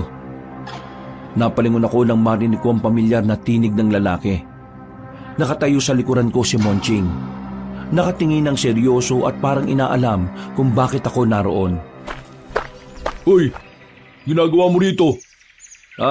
Monching, nandiyan ka pala. Wala. Naintriga lang ako dun sa lalaking yon. Sino ba yon? Kalaban. Nahuli. Ngayon, bibitayin. Ha? Bibitayin? Ibig mo sabihin, parusang kamatayan? Oo, yun ang parusa para sa mga dayuhang nagtatangkang sirain ng lugar na ito. Saan siya dadalin? Hindi mo kailangan pa malaman. Umalis ka na. Hindi ka pwede rito. Okay. Sige. Balitaan mo na lang ako kung ano nangyari sa kanya. Hindi na siya nagsalita. Nakatingin lang siya sa akin. Noong mga sandaling yon, pakiramdam ko ay nakakalata na rin si Monching sa akin. Pero kahit na ganon, pinagpatuloy ko pa rin ang pagpapanggap na wala akong nalalaman. Sumapit ang kinagabihan. Mula sa bahay, narinig naming sumisigaw ang lalaking bihag nila. Mga 10 segundo lang ang itinagal, maya-maya ay nanahimik na rin yun.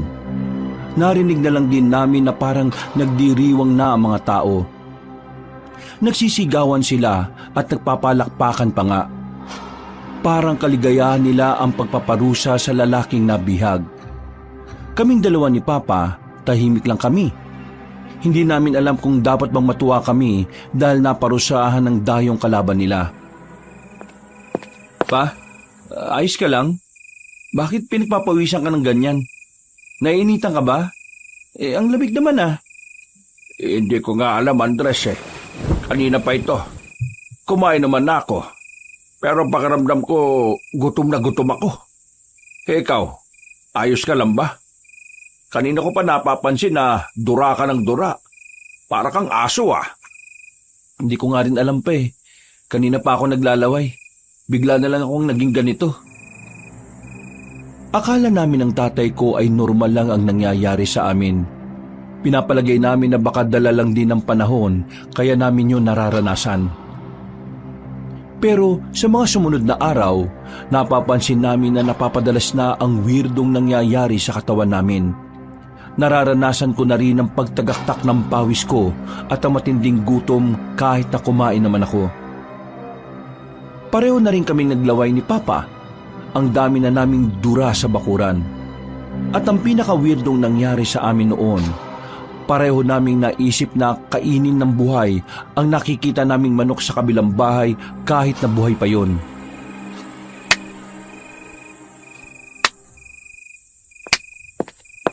Ano ba pa? Bakit mo ba sinasampal ang sarili mo? Hindi ka ba nababahala? Hindi na normal ang naiisip natin eh. Kailangan natin magising sa katotohanan bago pa tayo makagawa ng masama. Kapag nalaman nila Monching to, baka magtaka sila kung anong nangyayari sa atin. Kumalma ka lang. Malalaman din natin kung anong nangyayari sa atin. Sa ngayon, kailangan natin makapag-isip ng... Andres, hindi kaya ano? Hindi kaya... baka aswang na tayo. Ha? Bakit naman tayo magiging aswang pa? Pambira naman yung iniisip nyo. Ganito ang pakiramdam ng mga aswang. Yung mga aswang na magsisimula pa ng maging aswang, ganito ang mga sintomas. At saan nyo naman nalaman yung impormasyon na yan? Sa mga kaibigan kong taga-Kapis. Andres, hindi ko alam pero tingin ko magiging aswang tayo. Paano kapag nalaman nila Inang Sabel yung tungkol dito? Baka maslangin din nila tayo kagaya ng ginawa nila doon sa lalaking nabihag nila. Shh! Huwag na kayo munang mag-isip ng ganyan. Hanggat nasa katinuan pa tayo, hindi mangyayari ang iniisip nyo pa. Ano nga gagawin natin? Pa, kumalma ka lang. Akong bahala sa atin. Gagawa ko ng paraan para malaman kung anong sakit ang dumapo sa atin. Kaya relax ka lang, okay? Sige na, maupo na muna kayo. Hindi tayo magiging aswang? Hindi. Hindi ko hayaang mangyari yun. Huminga ako ng malalim. Napatingin na lang ako sa pawis na pawis kong palad. Makailang beses ko rin pinunasan ang bibig ko dahil sa hindi ko mapigilang laway. Lumabas ako ng bahay. Magpapahangin na lang sana ako at magbabaka sakaling magiging maayos ang pakiramdam ko. Pero nakita ko na naman ang buhay na manok sa kabilang bakuran. Tumingin-tingin ako sa paligid. Nang mapansin kong wala namang nakatingin sa akin, dinakma ko na yung manok. Sa isip-isip ko noon, gustong-gusto ko na lang lapain yon. Pero buti na lang ay nahimasmasan ako. Agad kong binitiwan ng manok. Nagmamadali akong umalis doon. Kahit ako ay hindi rin makapaniwala na muntikan ko nang kainin ng buhay ang manok na yon.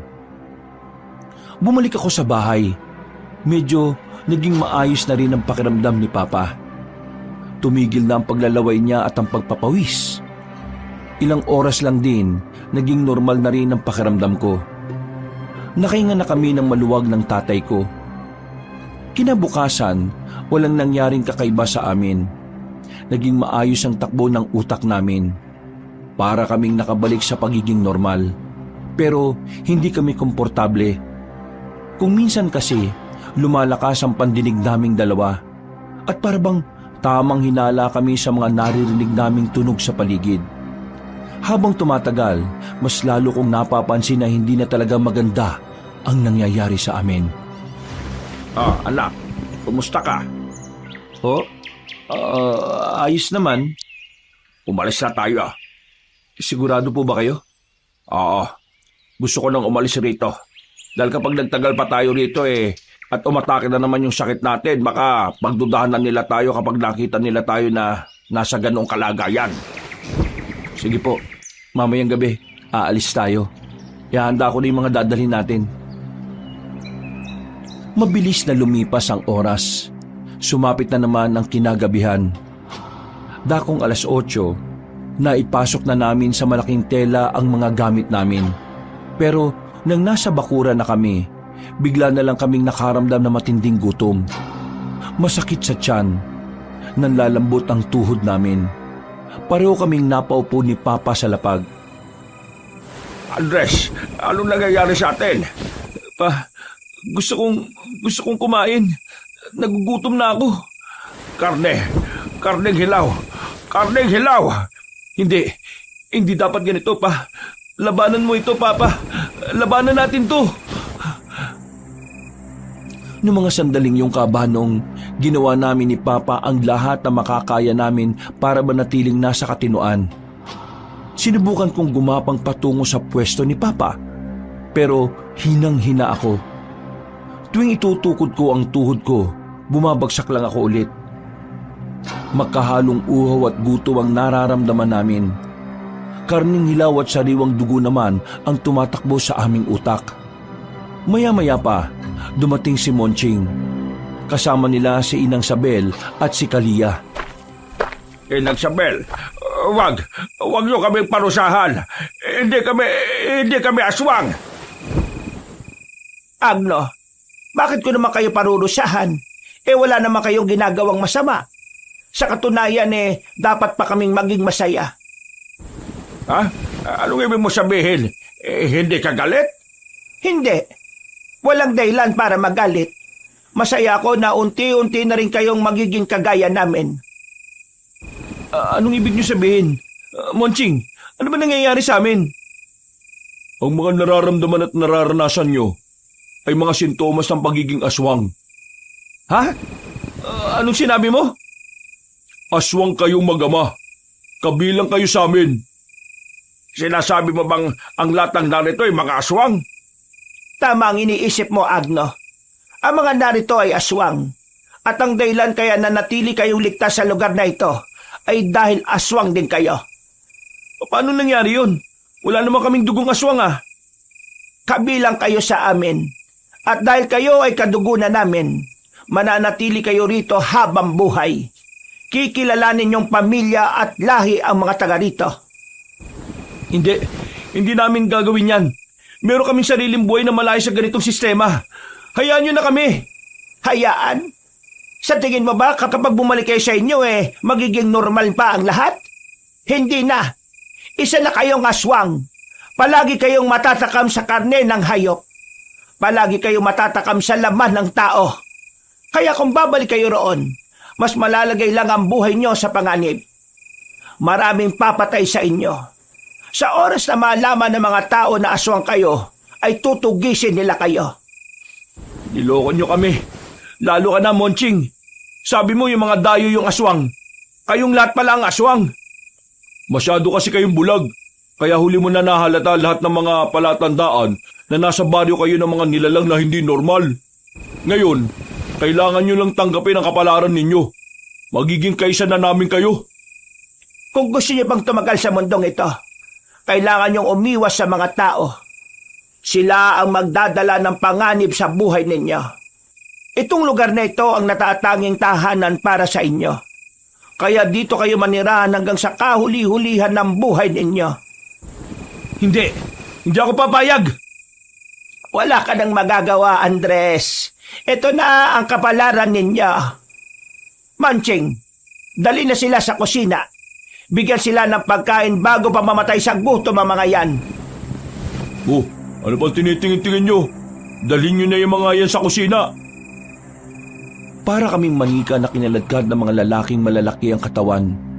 Pagdating namin sa kusina, binalandra lang nila kami. Nilapagan nila kami ng mga sariwang karne, buhay na manok at buhay na pato. Mahal na kayo. Kung hindi nyo kakainin yung mga nasa harapan ninyo, mamamatay kayo sa gutom. Hindi namin kakainin yan. Hindi kami magiging aswang. Aswang na kayo. At sa ayaw at sa gusto ninyo, kailangan yung kainin yan. Pagkatapos yung kumain yan at nagkaroon na rin kayo ng lakas, hintayin nyo na lang ang gabi ng pagbabalik loob. Doon, makakatikim na kayo ng totoong laman loob at karne ng tao. Wisit! Hindi mo na lang sana kami niligtas doon kung ganito rin pala mangyayari sa buhay namin dito. Matuto ka sana magpasalamat, Andres. Hindi lahat nabibigyan ng pangalawang buhay, no? Iniwan nila kami sa tinatawag nilang kusina. Umiikot na ang paningin namin ni Papa noon. Parang kakaunting oras na lang ay malalagutan na kami ng hininga. Kakaibang gutom talaga ang nararamdaman namin. Kaya naman hindi namin maiwasang hindi mapatingin sa manok at pato na naroon. Matalim din ang tingin namin sa hilaw na karne na nakalapag lang sa sahig. Anak, kailangan na natin itong gawin. Ayoko mamatay ka. Ayoko magkahiwalay tayo. Pero pa, kapag ginawa natin to, magiging ganap nasong na tayo kagaya nila. Mas pipiliin ko ng maging aswang kaysa mamatay ka. Sige na! May punto si Papa. Alam kong tama ang sinasabi niya. Pero hindi ko lang talaga matanggap na ganun ang nangyari sa amin. Maya-maya, natagpuan ko na lang ang sarili ko na pilit inaabot ang karne na nasa harapan namin. Para kaming uod ni Papa na gumagapang. Nang mahawakan na namin ang karne, nilapa namin yon na parang mabangis na hayop na matagal nang hindi nakakakain. Naramdaman agad namin ang pagdaloy ng kakaibang lakas sa ugat namin. Parang magic na bigla na lang kaming lumakas. Biglang nabuhay ang buto at dugo namin. Nagawa namin makabangon. Pagtingin ko kay Papa, pulang-pula na ang mga mata niya. Pero wala akong pakialam. Ang tanging tumatakbo sa isipan ko noon ay isunod ng kain ang manok at pato. Kailangan natin to para mabuhay, anak. Kailangan natin to! Dinakma namin ni Papa ang manok at pato.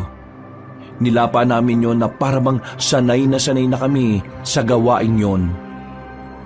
Hindi na namin naririnig ang iyak ng manok at pato. Ang tanging naririnig na lang namin ay ang malakas na tibok ng puso namin. Mga ilang minuto lang ang nakalipas, lasog-lasog na ang manok at pato. Nang mahimasmasang kami, napadikit kami sa pader. Nanlalaki ang mga mata namin. Hindi kami makapaniwala na ginawa namin yon. Andres, anak, ano nangyari? Bakit parang ang lakas-lakas ko? Pa, kinain natin ng buhay yung manok at pato. Ano? Kinain natin ang buhay? Tayo ang pumatay dyan? Pa, wala na tayong magagawa. Aswang na tayo. Nararamdaman ko ang kakaibang dugo na dumadaloy sa ugat ko. Hindi na tayo tao pa. Hindi na tayo normal. Pa, anong gagawin natin? Umalma ka. Hindi pa katapusan ng mundo, Andres. Makinig ka sa akin. Pero makinig ka sa akin. Gagamitin natin tong pagiging aswang natin para makalis dito. Gagamitin natin ang pagiging aswang natin? Paano? Nararamdaman mo ba? Ibang lakas na meron tayo. May kakayahan tayo makalis sa lugar na ito. Siguradong mabilis ang kilos natin nito. Kailan tayo tatakas? Kapag abala na ang lahat. Sa gabi ng pagbabalik loob nila. Pero saan tayo pupunta? Makakabalik ba tayo sa dati? Walang kasiguraduhan. Pero sa ngayon, isipin na muna natin kung paano tayo makakalis sa impyernong ito. Gusto niyo pong umalis dito? Napalingon kami ni Papa sa pintuan nang marinig ang tinig ng batang si Daniel. Hindi namin itinuloy ang usapan namin. Wala na rin kasi kaming tiwala sa batang yon. Hindi gaya ng ibang aswang dito. Mahina pa po kayo. Wala pa kayong kakaya makatakas pa dito. Hindi pa kayo mabilis. Hindi pa rin kayo malakas. Lahat po ng mga bagong sibol na aswang ilang buwan pa ang kailangang hintayin bago nila taglayin yung kakaibang lakas at bilis ng isang aswang. Bakit mo to sinasabi sa amin? Dahil mamamatay po kayo kapag sinubukan yung tumakas. Kahit bago pa lang kayo bilang aswang, mas mabilis po ang hahabol sa inyo. Wala kaming pakialam. Huwag mo kami kausapin, bata. Wala kaming tiwala sa'yo. Kagaya ka rin nila. Manluloko. Aswang. Aswang na rin po kayo. Pareho lang po tayo. At kagaya naming lahat, kailangan nyo rin pong matutong manloko para makalis dito. Isa po sa natural na ugali ng mga aswang ang panluloko at panlilin lang Kaya alam ko po, matututunan nyo rin po yun sa mga susunod na araw. Manimik ka! Kung wala kang may tutulong, umalis ka na lang dahil baka patulan na kita. 5 araw mula ngayon, gaganapin na po yung pagbabalik loob. Lahat po ng aswang na kabilang sa angkan na ito dadalo. Sa gubat po idadaos. Dumaan po kayo sa ilog. Kapag nalagpasan nyo yung ilog, makakalis na kayo dito.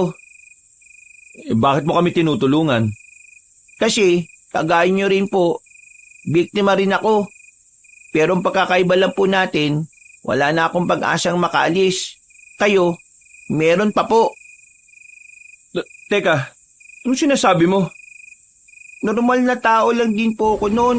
Kasama na mama at papa ko. Namumundo kami para maganap na makakain. Pero nahuli kami ng tauhan ni Inang Sabel.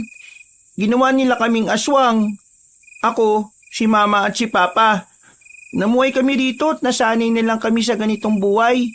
Pero 2 taon lang po makalipas, namatay ang mama at papa ko nang isama sila sa laban kontra sa mga manunugis. Yung manunugis, sila po yung mga kalaban nating mga aswang. Yun po ang kwento ko. Yun po ang dahilan kung bakit gusto ko po kayong makalabas dito. Kung aalis ka ba sumama ka na rin sa amin. Hindi ka naman pala kagaya nila Hindi po pwede. Kahit sumama rin naman ako sa inyo, wala rin po mangyayari, mamamatay din po ako. Ha? Teka, ano sinasabi mo? Lahat po ng mga aswang dito ay magkakakonekta ng buhay.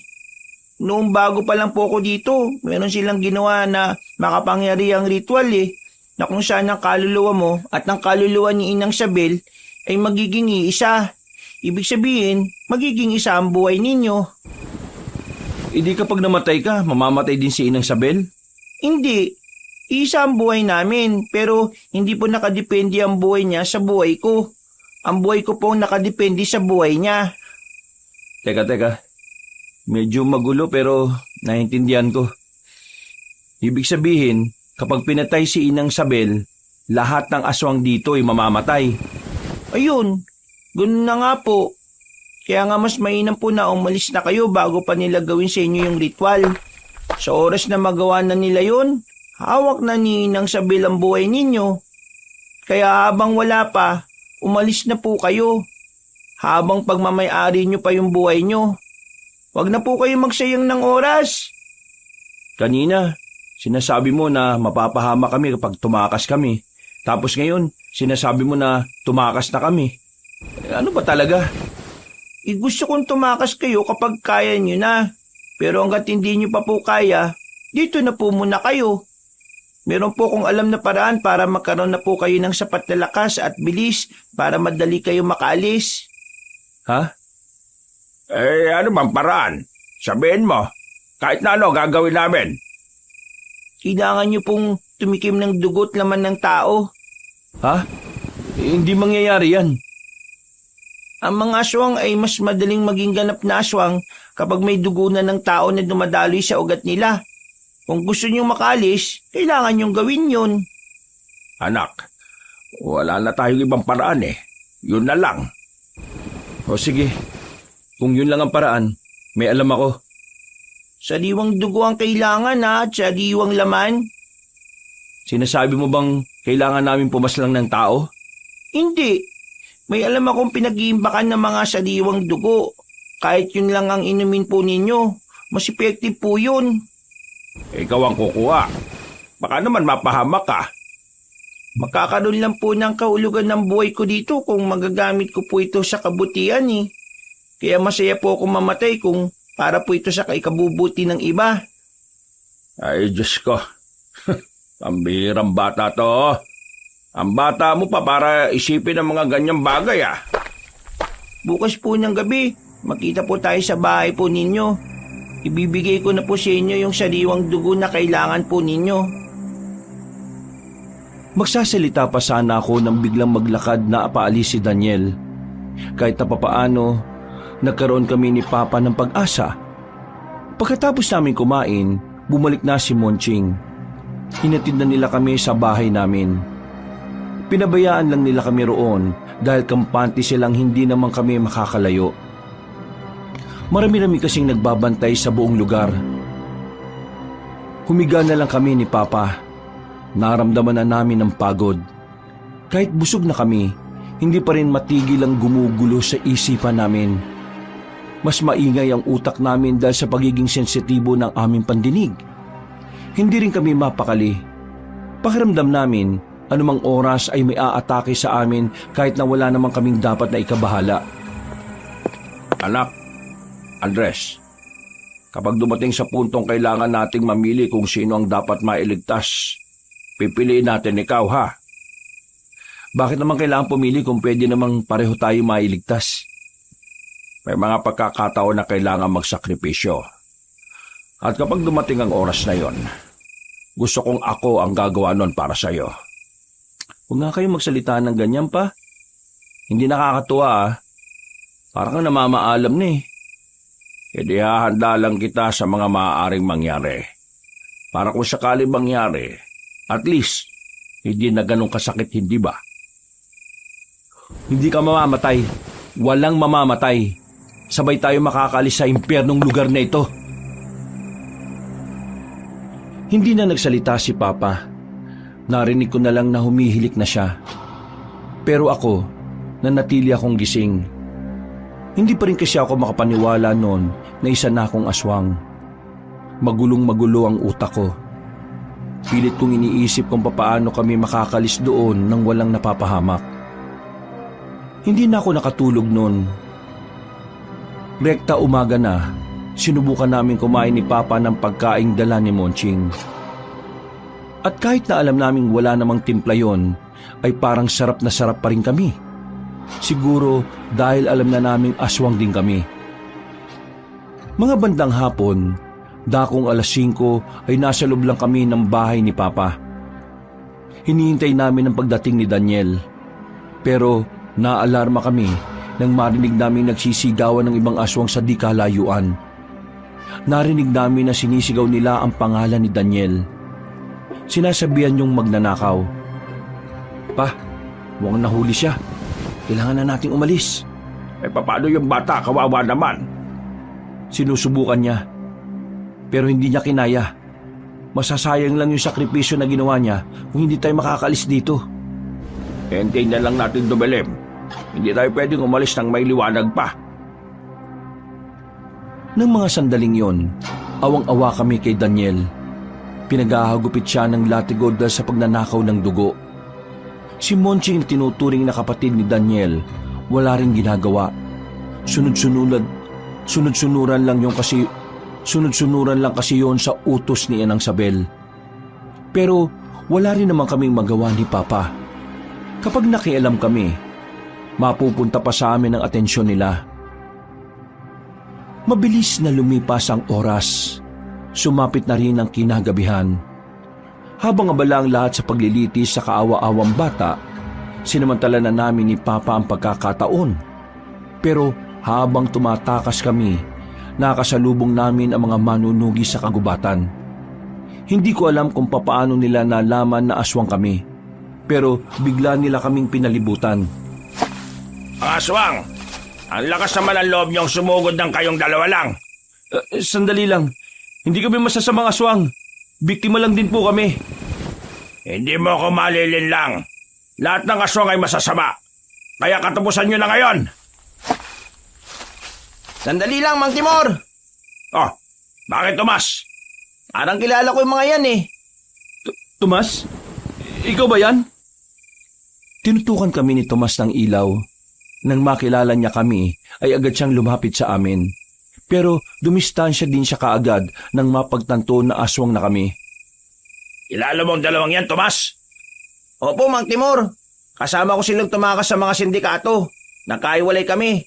Hindi po sila masasamang tao. Pero mga aswang na sila eh. Ano man nangyari, pre? Hindi rin namin alam eh. Basta, nanakit na lang yung tiyan namin matapos namin kainin yung binigay sa amin ng matandang babae. Pagkagising namin, nasa baryo na kami ng mga aswang. At wala na kami magawa kundi sumunod sa kanila. Mang Timor, kilala ko talaga ang mga yan. Biktima lang din sila. Baka naman may pwede tayong gawin para maibalik sila sa dati. Nagmamakaawa ko sa inyo. Tulungan niyo kami. Hindi namin gusto ng ganitong buhay. Ibalik niyo sana kami sa pagiging normal. Pakiusap. Nakatikim na ba kayo ng dugo o karne ng tao? Hindi pa. Ang nakain lang namin hilaw na karne at boy na pato at manok. Pero hindi pa kami nakakatikim ng kahit na anong dugo o laman ng mula sa tao. Huminga ng malalim ang matandang lalaki. Ibinabanan niya ang hawak niyang itak at nakahinga naman kami ng maluwag ni Papa. Itatali na muna namin ang mga kamay ninyo para makasiguro kaming wala kayo makakagat sa oras na bigla kayo matakam. Dadali namin kayo sa kampo. Susubukan ko kayong ibalik sa normal. May pag-asa pa ba kaming maging normal na tao ulit? Ilang beses ko lang ginagawa ang pagkontra sa Yanggaw. Hindi ako pumalpak. Pero depende pa rin niya sa katawan ninyo. Mga kasama, talian nyo na mga kamay nila at bumalik na muna tayo sa atin. tama lang ang desisyon niyong huwag na munang lumusob ngayon. Bakit? Sa baryo ng mga aswang, naghahanda na sila sa pagdating ninyo. Nakakalat sila sa gubat na ilang metrong distansya sa baryo. At meron silang nilagay na mga patibong sa loob ng lugar nila. Kaya hindi nyo sila basta-basta mapapasok kahit na mas marami kayo. Tumango na lang ang matandang lalaki sa amin. Hindi na kami nagtagal doon at tinalian na rin nila kami. Naglakad kami ng halos 2 oras. Narating namin ng isang baryo na malalakas ang ilaw sa bawat kabahayan. Solar panel kasi ang ginagamit nila roon. Mas, wala tayo magagawa. Kailangan mo muna silang igapos hanggat hindi ko pa naihahanda ang mga gamit ko. Maya-maya babalik ako. Ikaw na munang bahala sa kanila, total. Kilala mo naman ang mga yan. Sige po, ako na pong bahala sa kanila, Mang Timor. Tomas, paano ka napunta sa ganito? Buti ka pa, sa ganito ka napunta. Pero kami sa impyerno eh. Pasensya na kung naghiwalay tayo. Hindi ko rin gusto sa ganyan kayo mapunta. Nung tumakas ako, sila nagligtas sa akin. Akala pa nga nila aswang ako eh. Pero nung mapatunayan na hindi naman, tinuruan nila ako kung paano pumatay ng aswang. Isa sa mga dahilan kung bakit ako sumama sa kanila kasi nagbabakasakali akong makita ko kayo sa kagubatan. Ang malaga ligtas ka. At nagkita-kita tayo ulit. Tomas, mapapagaling ba talaga kami na matandang yon? Oo, matinik na albularyo si Mang Timor. Mapapagaling niya kayo. Saksi ako nitong mga nakaraan eh. Marami siyang napagaling na kagaya nyo. Mga taong nabiktima ng yanggaw. Yung paraan ng mga aswang para gawing aswang din ang normal na tao. Yanggaw ang tawag doon. Napabuntong hininga na lang din ako. Pero laking pasalamat ko na ligtas si Tomas. Medyo nawala na rin ang pag-aalala namin. Ang nasa isip ko na lang ay kung gaano kasigurado na magiging normal kami ulit ng tatay ko. Makalipas ang ilang minuto, bumalik na rin si Mang Timor. Dala-dala na niya ang lahat ng gamit niya. Sisimulan na sana niya ang operasyon niya sa amin pero nabulabog kami sa loob ng bahay na yon nang marinig namin ang malakas na sigaw ng mga kasama nila. Umatake ang mga aswang. Dito lang kayo. Kailangan ko unahin ang mga kasamaan ko. Tomas, ikaw nang bala sa kanila ha?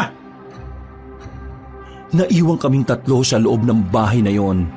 Si Tomas naman ay hinanda na ang hawak-hawak niyang itak. Kahit na aswang na rin naman kami, hindi pa rin namin maiwasan ni Papa na kabahan. Wala naman din kasi kaming alam kung papaano haharapin ang mga aswang. Maya-maya pa, narinig na lang naming nakakagulo na sa labas. Tomas, delikado na tayo dito. Kailangan na natin umalis dito. Sige, tara. Sumunod kayo sa akin. Pagdating pa lang namin sa bakuran, nakita na namin si Monching. Masama ang tingin niya sa aming dalawa ni Papa. Mga toksil! Hindi kami kagaya nyo. Kaya pasensya ka na. Lumusob si Monching sa amin pero humarang si Tomas. Pinagtatataga niya si Monching ng ilang beses pero maliksi kong umilag ang aswang na yon. Maya-maya lang nakita na lang namin na alanganin na ang lagay ni Tomas. Naagaw ni Monching ang itak at nasa aktong itatarak na yon kay Tomas. Pero hindi ko inaasahan ang nagawa ko. Bumilis ang takbo ko palapit kay Tomas para iligtas siya. Binangga ko si Monching at dahil sa ginawa ko, nabitiwan niya ang itak. Kinuha ko yon at ako ang humarap sa kanya. Hindi ko alam kung paano ko nagawa yon. Pero ikaw na muna bahala kay Papa, Tomas. Toksil! Isa kang toksil! Biglang tumakbo ulit si Monching palapit sa amin.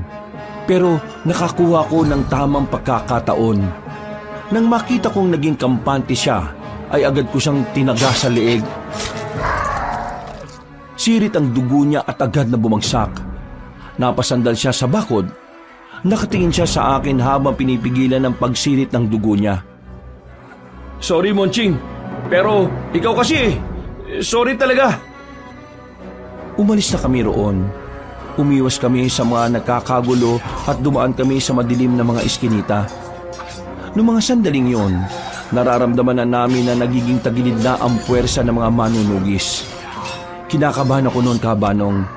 Naisip ko kasi bigla na kapag namatay si Mang Timor, malabo na talaga kami makabalik sa dati.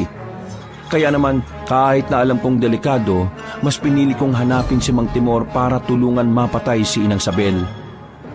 Natagpuan namin si Mang Timor na kinakalaban na ang mga matatandang aswang. Hinahanap ko si Kalia, ang babaeng nakausap ko noon sa tulay.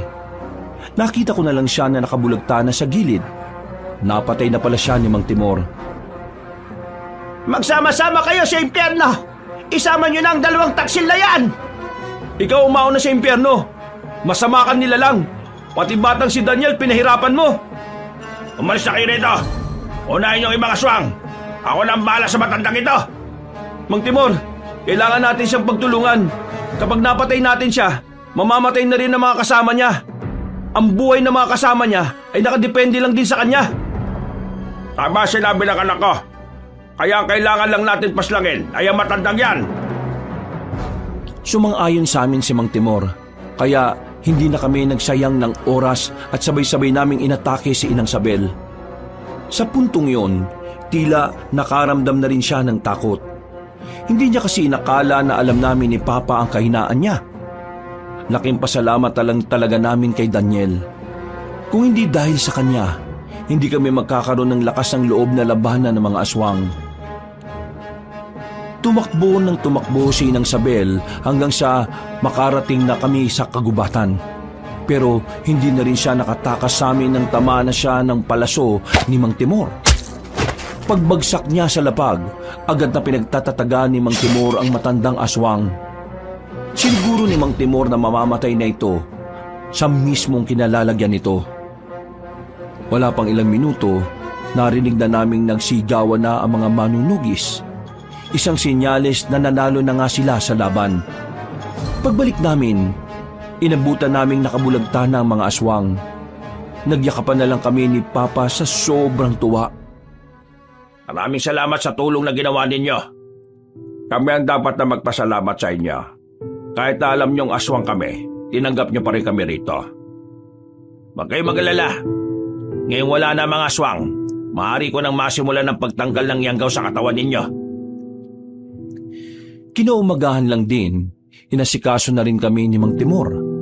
Hindi namin alam ni Papa kung anong mga proseso ang gagawin niya. Pero ang mahalaga na lang sa amin, kailangan namin makabalik sa normal. Para makabalik na rin kami sa dati naming buhay. Halos isang buong maghapon kaming inasikaso ni Mang Timor. Bandang 9:00 na ng gabi nang matapos siya. Wala kaming malay.